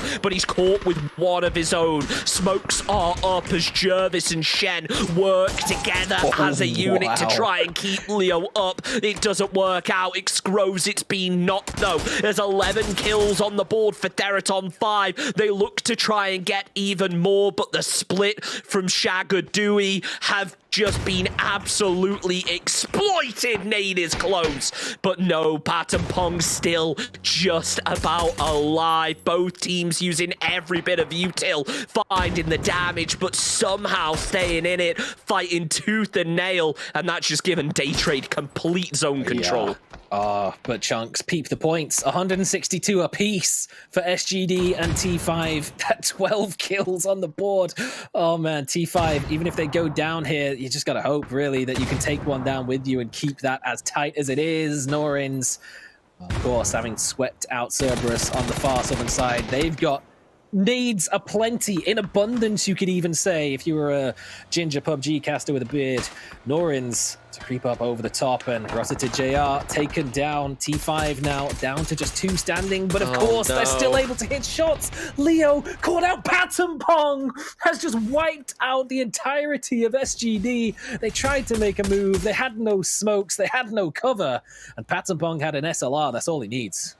Deraton 5, sure, they've got Patton Pong, but Daytrade also have the zone control. The spray onto the vehicle is going to be enough to bait out Flash and allow Patton Pong to peek. Crashes, comes into Belmoth, but he takes down Ranger X. One tap, and it finishes off Deraton 5. Daytrade get the chicken dinner, but T5 and SGD also notable achievements from that match. Chunks, it could be happening. It could be happening for a bit of a resurgence from Daytrade. This is the first time on Erangel that they have looked like, I'm not going to say a competent team, but a contender for a top level team. Their big performances previously in week 1 were all on Miramar, but now, while the kills might not have been up there with the likes of T5, who just slaughtered everyone in sight, they have certainly done enough to pick up a good chunk of points. But again, Cerberus, even though they haven't picked up a win, another appearance in the top 3, but it's still big moves for Daytrade to close that gap. Second place is within a single point now between T5 and SGD, and Daytrade rapidly catching up with their second win of the day on a map that so far in the tournament they haven't been looking the best on. This could set us up for a massive final weekend, and if Daytrade can carry on and find this form consistently, oh man, this opens up a lot of possibilities. I think, and I'm not sure, I think Deraton 5 might have been able to grab second off of that one, because that was a massive performance coming out one, from them. 1 or 2 points, yeah. It's got to be a couple of points in it, but at the same time, SGD also making it to the end. This is exactly what we wanted. We didn't want Cerberus getting off and stealing everything off the bat, and the fact that Cerberus did slow down towards today has been great for us, and it's allowed teams to catch up. So there's only going to be a few points in it. I'm not sure I don't know exactly how many. We're going to wait for the leaderboards, but listen, yeah, go ahead. We say that teams are catching up. It's still a 20-point gap.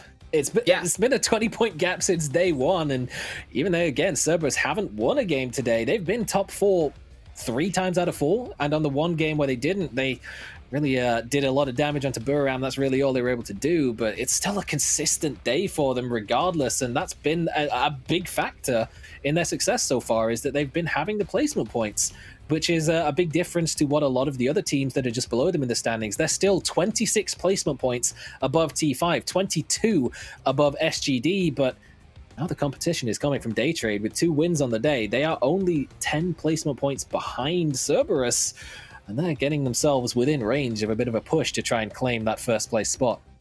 It's going to be a difficult one for any team to try and catch up with Cerberus. The hope for most of them now is that something happens and Cerberus lose 3 or 4 members early on in that game, because that feels like the only way to stop them getting up to the end game again.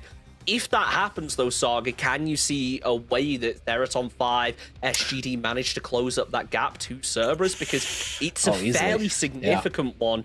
But if we think about the wins that we've facing so far and the wins that we've seen, 25 points is not beyond all reason. Now that's the real problem, is that for a lot of the other teams that are looking to chase Cerberus, it is up and down. So Theraton 5, they might have a 21 point, but the next game they might have a 3-point game. Daytrade, they've had a couple of big 20-point games, but they might only have like a 4 or 5-point game the following one. Cerberus consistently are finding 10 points per game. Even on the games where they're not winning, they're still making it to the late game. They're getting those kills as well. And that's the problem, is that while you were able to peak and it looks really good, for a team like Daytrade to come out with another 10-kill win, Belmoth contributing a whole lot in terms of the kills and the damage as well. Huge, popping off towards the end with that barrel. He's an absolute nutcase.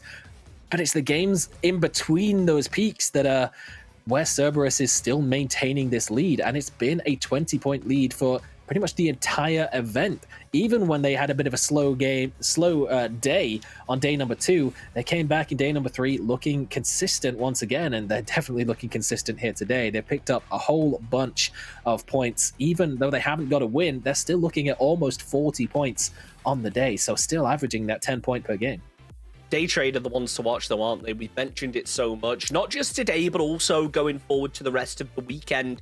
If they do manage to get that chicken dinner and close that gap and ultimately win the whole thing, then it makes things look a lot better for the Thai teams. Now, we should also point out Theraton 5, also a Thai team now in contention, could potentially actually change that. We thought it was going to be Daytrade who got locked in terms of the winner if they were able to get it, but Theraton are up there as well. I think regardless of what happens, Theraton 5 and Daytrade now are making an appearance. Again, 2 teams who both appeared in PCS 6. One of them won it, and the other one came, second? So now with both of them still being up very solidly locked into the top 5, they are big time chilling and should see both of them in PGC. The question is, what order are they going to be in, and what slots are going to be available depending on who can win? We've got one more game today to try and answer some of those questions before we throw it to the Australians this weekend to try and make what sort of sense they can of the mess of APAC. We'll be back after a quick break with our final game of the day.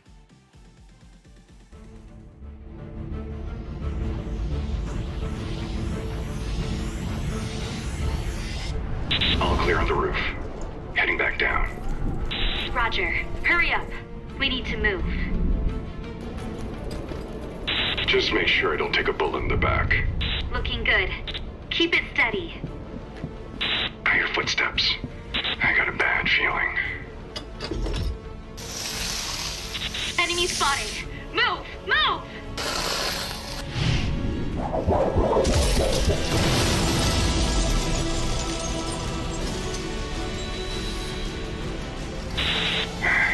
You're going up next time. There won't be a next time.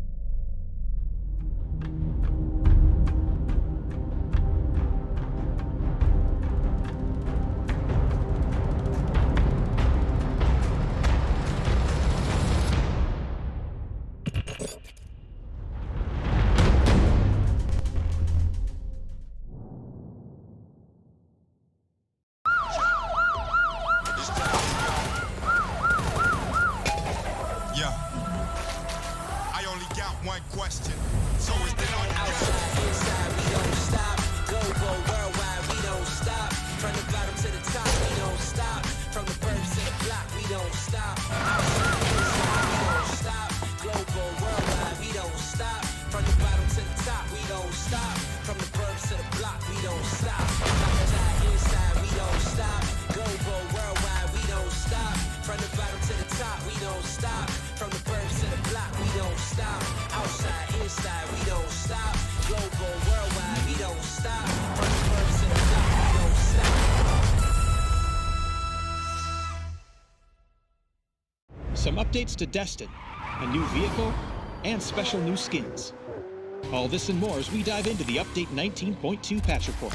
First up, Destin is getting some additional cover in several areas, as well as more cell towers, ascenders, and fuel pumps. You'll also now notice the passage of time and even shifting weather patterns in your Destin games. If your match is going long and you're starting to feel hangry, look out for the newest Battlegrounds vehicle, the food truck. This sturdy vehicle holds a driver and passenger, while up to 2 others serve up hot food and even hotter lead in the back. There's also new heavy stock in the game to try out on your favorite stock-slotted weapon. You may remember us talking about an animation refresh some time back. This update, you'll start to see the fruits of those efforts with new animations for all weapon operations and player motions. Check them out and let us know what you think. For those looking to really pimp their ride, we've added new special vehicle skins to the game. Our first set will turn your run-of-the-mill Coupe RB into a sleek and sexy McLaren GT. Customized paint, rims, and even your brakes. These customizations can be crafted in the workshop or by collecting rewards from the new McLaren Crafters Pass. But before you go betting your pink slip, while it may look like a McLaren, it still performs like a regular old coupe. There's quite a bit more to learn about these updates and more, so check out the patch notes for full details. Update 19.2 is here, so drop in, wax up that new McLaren, and serve up some chicken dinner, extra bullets. We'll see you on the Battlegrounds.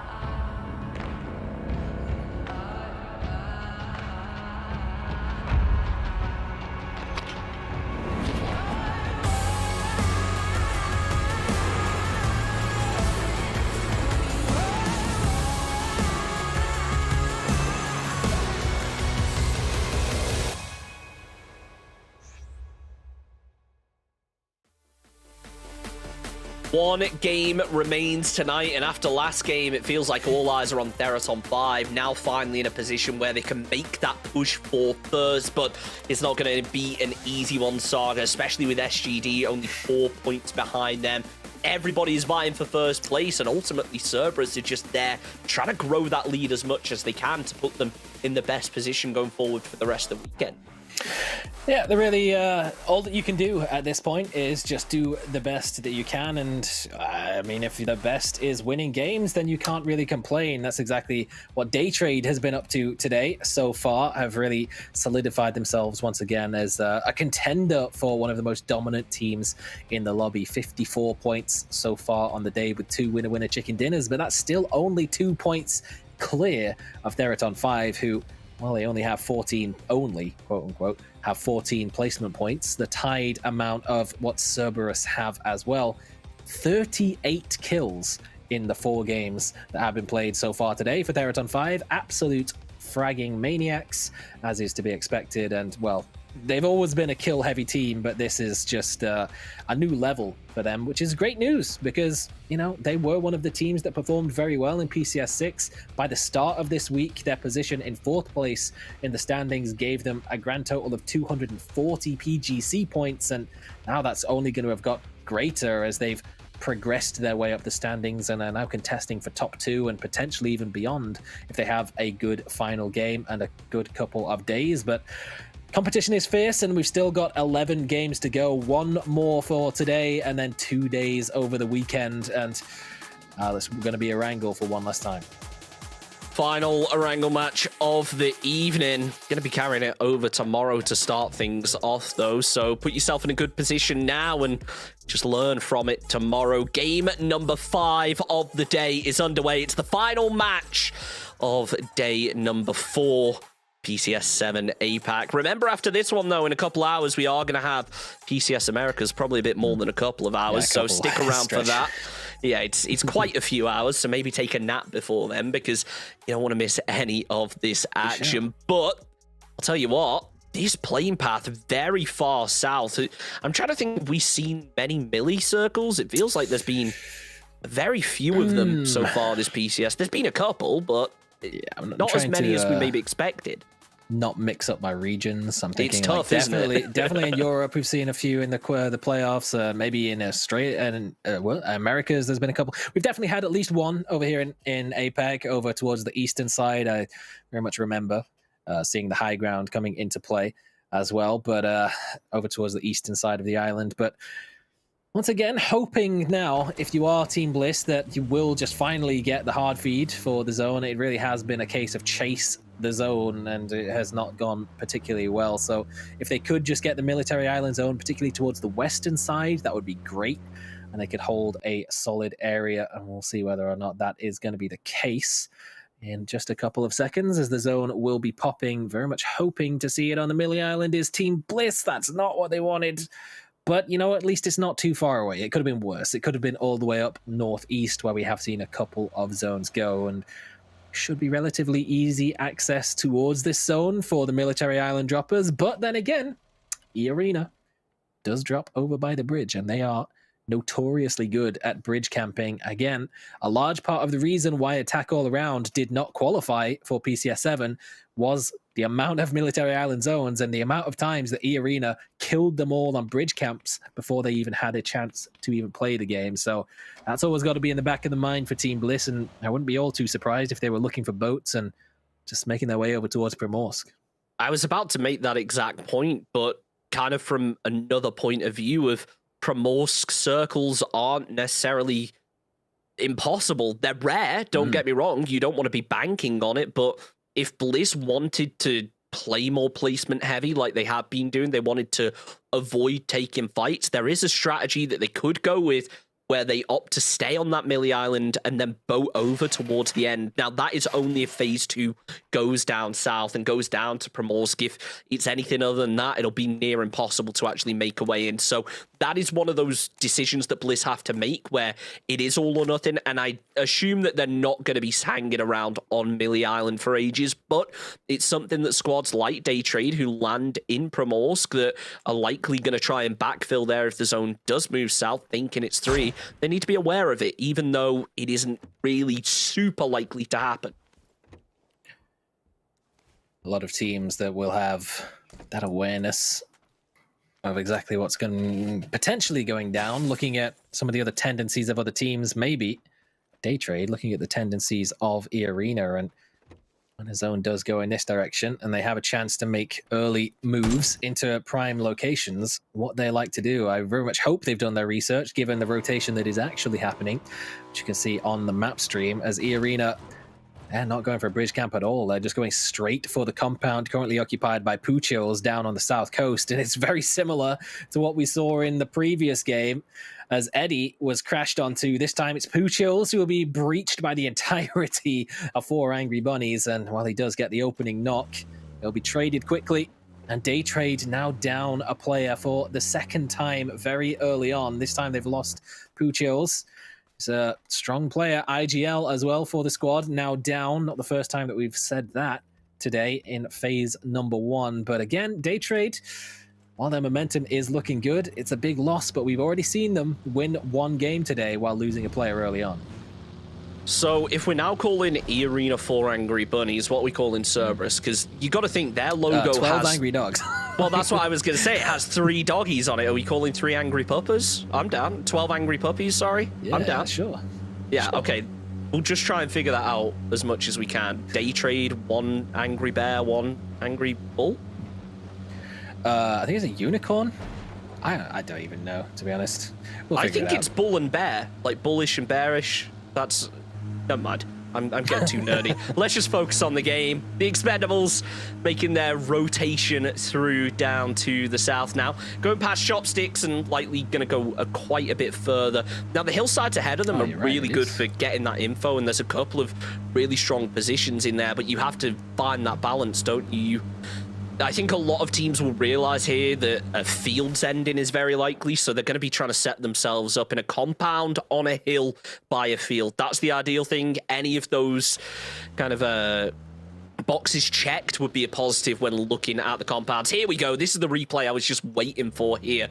E-Arena sending it in as Puchils tried to get away, but the AK, it was strong, but not strong enough when you're up against a 4-man. You see it again, just how quickly these teams are making these moves. That's what's catching them off guard. Lyric's just hopping out with a Vector. Really catching Day Trade completely unawares. Maybe it's a move that E-Arena doesn't typically make in a zone like this in Thailand series, which is quite impressive, actually. The Day Trade doesn't seem to know that that's in their arsenal, or certainly wasn't expecting it, considering just how damn long the Thailand series are. 50 games to be played in the Thailand series, and then 60 games in the Thailand Open to follow it, and E-Arena, qualifying through the latter, played all of them. 110 games that they played alongside MSC to get their qualification out here to play a mere 30, which is still like no small amount of games, but completely dwarfed by the stupid amount of PUBG that they play over in Thailand. But it's still like the fact that they still pull out these strategies that weren't expected, and it's the same thing for Buriram, although that was a team from out of region, so you could argue that that's why that one was unexpected in the game before. This time, well, it's a regional... It's the same region. E-Arena just pulled something out, and Day Trade wasn't ready for it. And once again, they find themselves completely, widely split with multiple teams between them, and now Norins is the player stranded. CJ looking to find a little bit of an opening towards Bliss, but nothing too urgent coming out. We should probably point out as well, I have just received word that From the Future did have a bit of a technical issue, so they are going to be playing as a 3-man for the rest of this game. It was Man who has apparently had a blackout, not medical for anyone who was wondering, just a power blackout. Don't worry, everything's okay, I'm pretty sure. So so they will be playing as a 3-man for this game, which really isn't ideal when you're already in last place. Yeah, it's not the best. Would that explain some weird stuff we saw from him in an earlier game? I'm not so sure. Maybe he was dead already by the time. It wouldn't be too much of a surprise, really, as FTF have not had a great time of it. And yeah, bad fortune just continues to stack up for them. But thankfully, there's only 1 game left to go. So hopefully he can be back in for tomorrow, ready and set to go. Couple of teams now still yet to make their appearance into the zone. Archangel Predator, of course, being one of them, as one of the 2 teams that dropped on towards the military island. Team Bliss have already made their exit. They've got across and scouted out correctly that it was clear and no one was camping them, but now they're maybe toying with the idea of setting up a camp of their own, knowing that there was another team dropped on the military island alongside them. Meanwhile, up on the northern side, Icarus Cyber making a very long, wide, wrapping rotation towards the western side of the zone, and Buriram just going for a straight line into the zone towards NGE. So there's something I can't help but notice here, Saga, and that is just how congested towards the center of this circle teams currently are. We've got 3, 4, 5 squads around either Quarry or around Ferry Pier, so those are going to be some really interesting areas to keep an eye on, especially if the zone ends up shifting either away or towards them. If it just stays central, then yeah, who cares? But if we end up getting a shift like over to the northeast, which is actually quite likely considering the amount of water that's still in, when phase 4 comes around, if that's going to be the case, that'll be something to keep an eye out on. A lot of teams forced to rotate as New Generation keeping an eye on Buriram, trying to land some shots of their own, and it's Van Yee with the SLR. There's some pretty impressive range, finds the headshot. Buriram do go for the revive, but it is a risky one, and New Generation are just denying the tires, making it as hard as possible. Teddy with the seat swap, but the smoke bloomed just in time for him. Oh, they could have just gone straight through the smoke and smashed their way through the hay bale, but they opted to try and play it a little safer, keeping themselves up. There it is on the map stream. You can see, once again, day trade after losing a player early. Very much hints of game number 1, where Norins is completely stranded, holding a compound solo, while the rest of the squad is about a kilometer away with a lot of ops between him and them. And I mean, surely he has to just make a send now and go for the regroup. He will, of course, hop in the vehicle and make a move. PMA on the way in, trying to crash the compound. There was no support to come through. Cerberus might actually have a similar idea, though, as PMA. There might be a bit of a race to try and get to the compound early on. AAP better have a lot of meds, by the way. For anyone who didn't notice, they're actually going to rotate through that eastern Millie Bridge. They're a bit too paranoid about the squads up to the northwest, which honestly I can't blame them for with how congested it ended up being. Bypassed the compound. Yeah, PMA and Cerberus both just kind of splitting and peeling off. I think they both thought that each other were going to try and take it, and it was better to be safe than sorry. Cerberus heading straight into E Arena, and while the other team go up to the north to face potentially a fight of their own, Cerberus spin it round. Expendables are ready though. Teddy opens up onto Ninja as 777 with the flick, runs out of ammo. Dutchu's going to be able to find the trade onto one, but Mr. Clay is there to flush it out with the mutant of all guns. Smell and 777 though working together. They find the trade. It's Mr. Clay out. Smell tries to close it, wants to go for the sweep, hasn't been able to find that player. Pete, well, he thinks the player's on the outside. Little does he know he's coming right through the doorway, spotted out from the other side, should be able to make the call onto this solo, but as Smell finds the flush, Mr. Clay is confirmed. Pete tries to close in for the trade, but Teddy can't get there because the other 2 expendable members down to the south on the other side of things. They're on 5, taking engagement. Natho comes out over the top as Rain crashes out, gets taken down. Pete finishes off Smell. Expendables down to a 2-man. The same being said for Origami Orangutans as the crash, well, it's just not worked out for them. 1 or 2 more bullets onto Makita will be enough to get the knock, but he lands the seat swap onto Exquisite first. Origami Orangutans, they nearly got a point, but unfortunately not.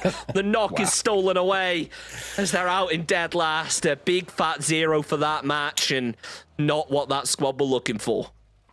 Yeah, they nearly got a point. Is just an unfortunate situation, running face first into Teraton 5, and even though they were split, Pat and Pong across the way, they still hold it so well. Like, we talk about how strong seat swaps are and how it's practically unbeatable, but nah, that's not the case, man. They completely shred you out of these vehicles very, very quickly, and I promise you, Mr. Clay isn't actually trolling as hard as you think he is when he pulls out that mutant. He is an absolute maniac with that dang thing, but unfortunately wasn't able to do anything. TE just set up a little bit too widely spread, getting too many off angles as a full send into the compound for PMA, which was maybe not even necessary early on. They could have pulled up in the compound that was vacated by Norins. They should have known that he was leaving. They saw the vehicle make a move out from that spot, but they wanted to go deeper into the zone. They just went full face first into the Expendables, and it's been big losses on both sides. That's a huge quick spray from Duck Juice, maybe looking for a second as well with a 4x barrel spray. Bigger than one we're used to seeing, but a grenade through might just get the job done. Ooh, not quite though. Pete barely alive. The headshot finishes off the job. Duck Juice comes out on top, but the Expendables not able to do it without taking casualties. Zone shifts north as Bliss and Archangel Predator really the only two teams that don't have some form of entrance into this zone or any info of what's going on. Clarice eliminates FP as Simon T tries to move around the side. Icarus Cyber have taken a knock and looks like they should be able to regroup before Zest is there for support. Shagger Dewey though going to be coming through, and well, the nades are close. Molotov doesn't quite spread to Y8, but Icarus Cyber, you've got to think they are too pinched to get out of here unless AT pulls off a miracle on this flank. It's not looking good prospects for Genius either, as Icarus Cyber up on the high ground. Antoine lands some shots, lands some quick tags, but gotta get the dancers moving. It's from long range, Leo. He does have an angle towards it, but he's got the shack for some cover. Utah, all that remains for Genius, and oh boy, look who it is rocking in on the southern side of the zone, just beneath them. Teraton 5 now making their entrance, grandly announced on the way in, and hail of gunfire surrounding them. They're not phased whatsoever. They're just sending it straight down the middle.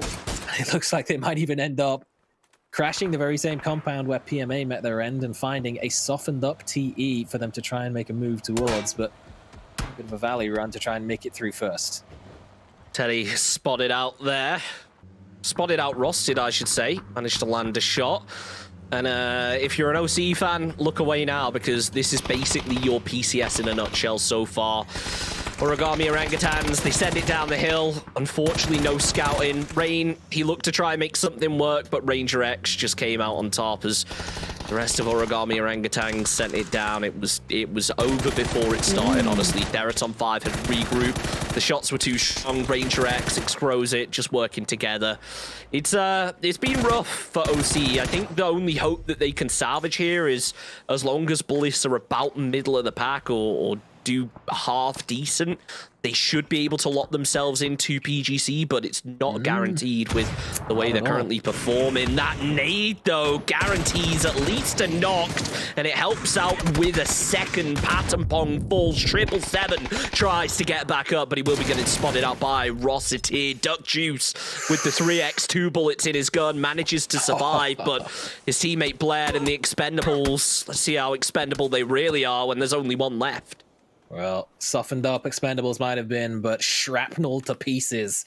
Theraton 5 with a well-placed grenade as they rocked up just not deep enough into the valley to capitalize on the position of the Expendables. Obviously, they didn't have the information of where the fight against PMA went down, but if they had, and they had sent it into the compound, if they knew, they would have sent it into the compound, that's for dang sure, but it would have worked out as well with this zone shift that has favored that area. Duck Juice now a solo, but that's a rough one to try and hold on to all on his lonesome, but he's going to have to try and make it work. He's got 5 kills to his name. It's not the best of positions, but at the very least 7 kills in the final game of the day for the Expendables has done some good work for them. Much needed as well are those kills. Theraton 5, yeah, they got 5 kills out of it. It's something, but when SGD is still 4 players up and have reasonable position up on the northern side of the zone, they can push up to the high ground, get ahead of Icarus Cyber and look to hold them out. That second place position in the standings is looking quite precarious. Team Bliss looking quite precarious right now. They spread themselves thin and they might just end up getting punished as Mirage lands the spray, follows it with a second, trying to make a final stand, but Archangel Predator, it's a 2 versus 1. Long range fire support comes through. Mirage finds another. There's only going to be Nan left standing, or should I say prone in. 9 health on Mirage as Archangel Predator fall. That's going to be the end of him, but importantly claims valuable points for Team Bliss and keeps them in it, albeit with a man down. And I did want to talk about Bliss because they have to push into day trade now, who still have Belmoth anchoring down to the south, and after hearing those shots, surely he starts flanking even further. SGD though, Jervis waiting for the seat swap and ultimately gets taken down. Icarus Cyber pick up that point and they have just broken apart SGD's defenses. Sophia is the last line as the rest of the squad try to close in. New Generation have spotted him out. He's got to try and get the heal and Leo has to get there quickly. We said that they could have got on the high ground and got ahead of Icarus Cyber to try and hold them out, but they didn't get high enough, and now Buriram has just walked up directly in front of them, but they themselves are now having to deal with a push from behind as New Generation Esports have an angle on towards them, and unfortunately, that does mean Buriram can't commit to this, and that gives a bit of freedom, a bit of space for Sophia. That's all he needs, a grenade onto Antoine, a spray onto J-End. It's not going to be enough to secure the flush. He gets the one as the Molotov of Antoine kills himself, but Dayan stealing away the kill point of the second. New Gen really making the most of their opportunity to creep their way forwards, taking down players of Buriram as well, putting some damage in. A good spray from range, but it's only a tap required from Dayan. Again, New Generation Esports, third partying is going very, very well. Now they still have another potential engagement to try and capitalize on as SGD pretty inevitably going to be running into Buriram fairly soon. Utah, bearing in mind, still alive here for Genius. He's going to be out in the blue. We'll see how long that remains for. Belmoth has gotten very proactive down to the south for day trade, but they have to really consolidate now as Quarry is pretty much guaranteed as the end game. Shen, though, he's got the MK, and well, it's all over for Nordra. The rest of Buriram could face some serious trouble now as SGD have to push through, but New Generation off to the side could definitely cause some problems. SGD, I don't think they have a vehicle to work with here, and honestly, in a zone like this, Saga, would you want to use it? It's so open, there's so many lines of sight, and everyone can hear everything. If you hop in a car, everybody's focusing you, and that thing is smoking in seconds.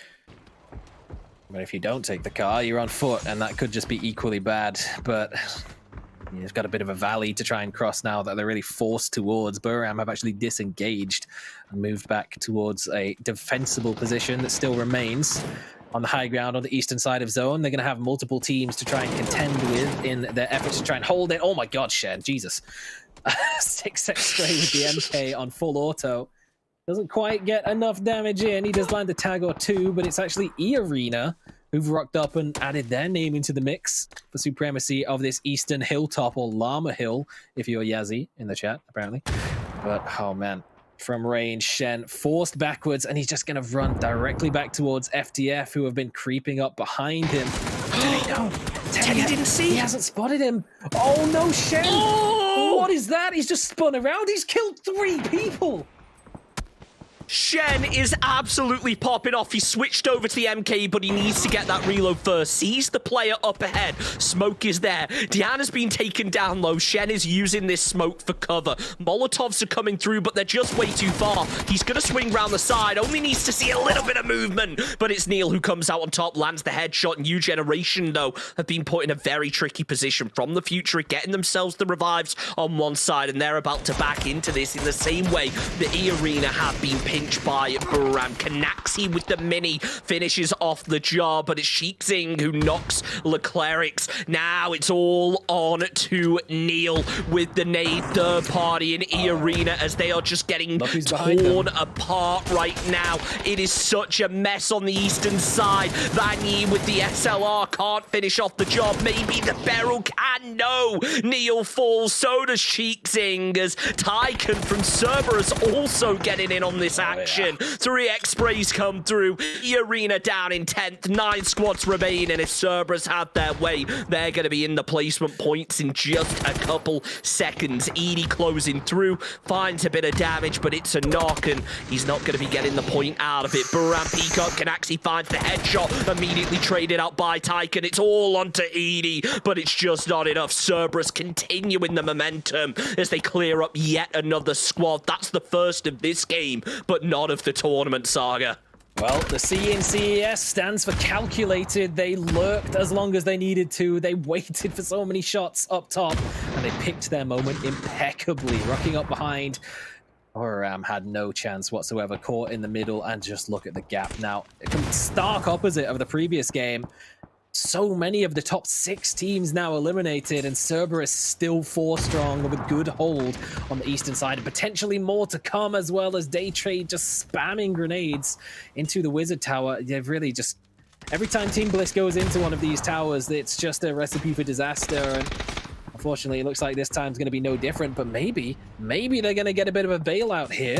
Cerberus have crept up close. They've got themselves into a bit of an off angle and putting some pressure on towards Daytrade. A headshot through the smoke onto Nurins will force him to hit the deck, and that's given time now for Team Bliss to get the revive, from Monty to get some heals, and for them to provide some utility as well, maybe just helping out Cerberus of all teams. But Belmoth is doing the best that he can to hold the line. Up close and personal hits the deck through the smoke, and that's fantastic cover from Flash over the top as well. Beautifully done from Flash. Hymus will go down, but Belmoth immediately gets traded. Smokes provide a little bit of cover, but ultimately they don't stop the nades coming through.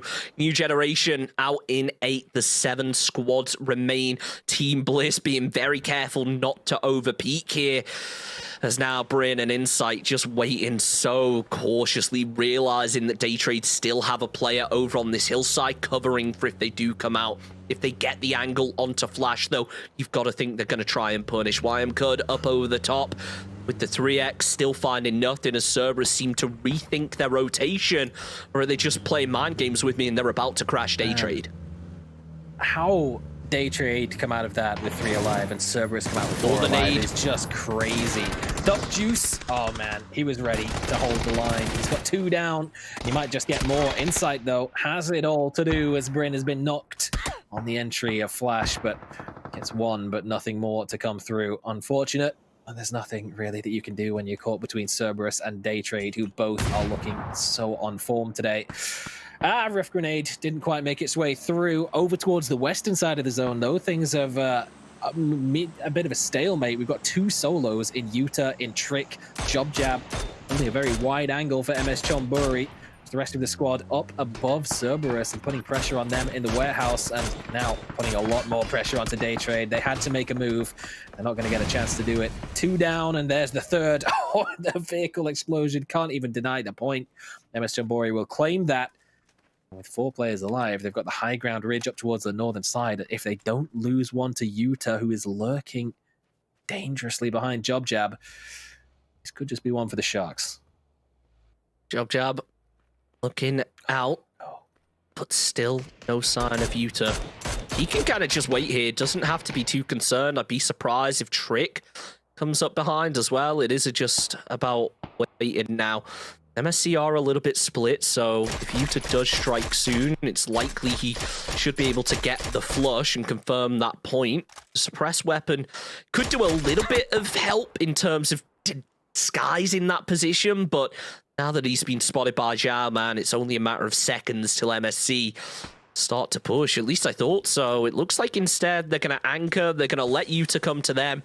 They realize it is just a solo. We have the advantage.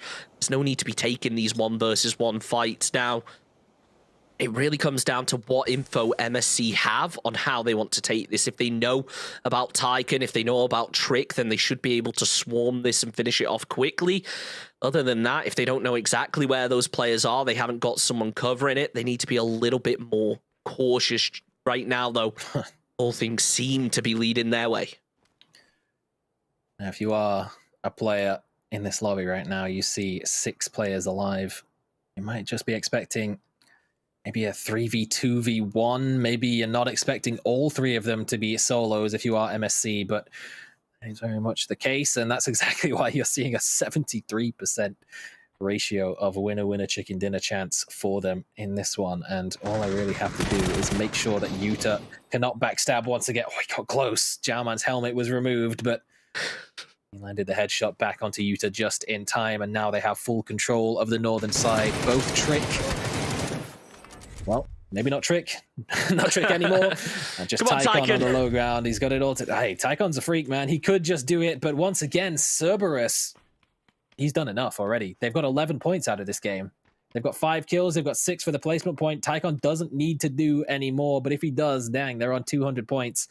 Maybe that's all he wants to do is get them back up to that 10 points a game margin, but they're so close anyway, and they've been so consistent today that another 11-point game for them. I don't know what you can do. They've been in such rough positions the entire time, almost getting caught out on the fight on the southeastern side, but still they're getting second places. How hasn't Tycoon been noticed? It feels like just as Skeet peeked over that ridge is just as he went below it. The timing is impeccable for Tycoon. I don't know what is going on, but he's just sneaking his way through nice and easy. It seems that he has a read onto Skeet, but I think MSC, because they don't have any info, they're maybe just getting over-focused. They're looking around too much. They're not peeking for long enough to be able to get a good scan, and Tycoon could potentially punish there. Julio's still up top, but it's going to be Skeet who gets the kill, and importantly gets that chicken dinner. Are we noticing a theme here, Sarg, with MSC waiting until the last game to get a win?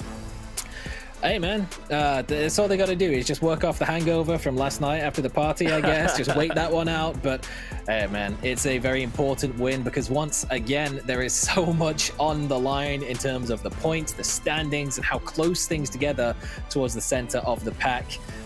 Really good to see another Thailand team securing their spot in the top 8 for the lobby as a whole. Man, it's so dominant, really, for Thailand as a whole. As a region, they've really come out swinging in PCS 7, but there's only a few slots remaining that you can be even claiming for PGC towards the end of it. So every single win that you can pick up for the likes of the Arena and MS Chonburi, who are a little bit lower down, because, I mean, you've got to wait for Day Trade. If they can walk away as the champions, it's not looking likely now with Cerberus still being so dang consistent. But if Day Trade can walk away as the champions, it opens up a lot of doors. But if not, they've really got to stack up as many PGC points as possible to try and overtake Buriram. Man, I got to start eating some Thai food because something is going on in that country that is just making them absolute... They're cracked. I don't know what's going on. Look, Cerberus are still going to hold on to that lead because it wasn't quite enough of a win to be able to close the gap, but it puts MSC all the way down from 7th, potentially into the top 5. It's going to, no, not quite the top 5, but they are going to be working to close that gap. Now, they still have quite a gap to try and close, but with 2 days ahead of you and a team like MSC, who we've seen are very capable of popping off and getting those performances, it's not beyond all reason. The problem becomes now, how often can they get those wins? This is, I believe, their second chicken dinner now, so they've been able to get one on the board. When we look back at last week, they had a couple of decent placements, but it just feels like being able to secure that chicken dinner is what they are struggling with. It seems that they got it last week. They've got it now. Can they keep it going for the next 2 days? It's a lot to ask. It is, and it's very difficult to ask of anyone that you have just a consistent good performance in a lobby like this. So the fact that Cerberus is so consistent in doing it is beyond impressive. Once again, just shy of 50 points on the day so far, and that's really just their average every single time. There's 5 games in a day. They average 10 points a game. They're just shy of 200 points at this point, 20 games in. They're so damn good at making it to the late game and just surviving in rough positions. And while they haven't won a game today, man, their points have been pretty disgusting all in all. SGD, they've had ups and downs, as have Buriram. T5 did really, really well, picking up a whole bunch of kills, but every single time it looks like someone's in a position to close the gap, they fall out early in the next game. Cerberus, once again, just ends up in the top 3 every time. It's sad because obviously Cerberus are doing extremely well, but is that a case of they're doing so well so other people can't sponge up the points, or are they just doing so well that it makes everyone else do bad? They are just not able to keep up, and it feels like so far Cerberus are just the ones who have found the most consistency. The rest of the top 5 is teams that have kind of got it down, but not necessarily. I'm hoping that MSC will be able to break in there after that game and hopefully start to find it, but if consistency doesn't come soon, then Cerberus are going to win, and I don't think there's any doubt in my mind that they could do it. There's an aspect of, can teams close it up? Yes, but they've got to do it quickly because, as we mentioned, Cerberus aren't dropping games. They're not having those 0-point games that we typically expect from a first-place team. As you can see there, a huge margin, 26 points between first and second. That is That is a game and a half. Sorry, I lost my breath because that is shocking. Yeah, I mean, again, it's that lead that is so consistently around that mark, regardless of the high peaks that teams like Theraton 5 have been showing today. But just look at the amount of placement points. That's an average of over 4 placement points per game. That is averaging top 4 every single game for Cerberus Esports, which is just insane how good they are at keeping their players alive. And at this point, it's looking very, very difficult for anyone to overtake them. It might actually come to it that if a team like Daytrade, Teraton 5, SGD wants to walk away as the champions and grab themselves that guaranteed slot, they might have to start targeting them, maybe not so much in hot drops, but if they find themselves hearing gunshots not too far away and then seeing Cerberus in the kill feeds, then they might have to start sending players out into risky positions to look for third parties, because you've got to do something to try and stop them from being so consistent at making it to this point. It's going to be a tough one. We still have 10 games to go, but that is it for me and you, Saga. Thank you, everyone, for joining us. Same time tomorrow for more PCS APAC. But remember, this evening, in about, I'm going to say 8 hours, just throwing it out there as a random number, because 8-9 hours, I'm honestly just guessing here, but it sounds right. There's going to be PCS Americas, so make sure you watch that. North and South America battling it out for their slot at PGC. Thank you, everyone, for joining us, everyone behind the scenes. See you all next time.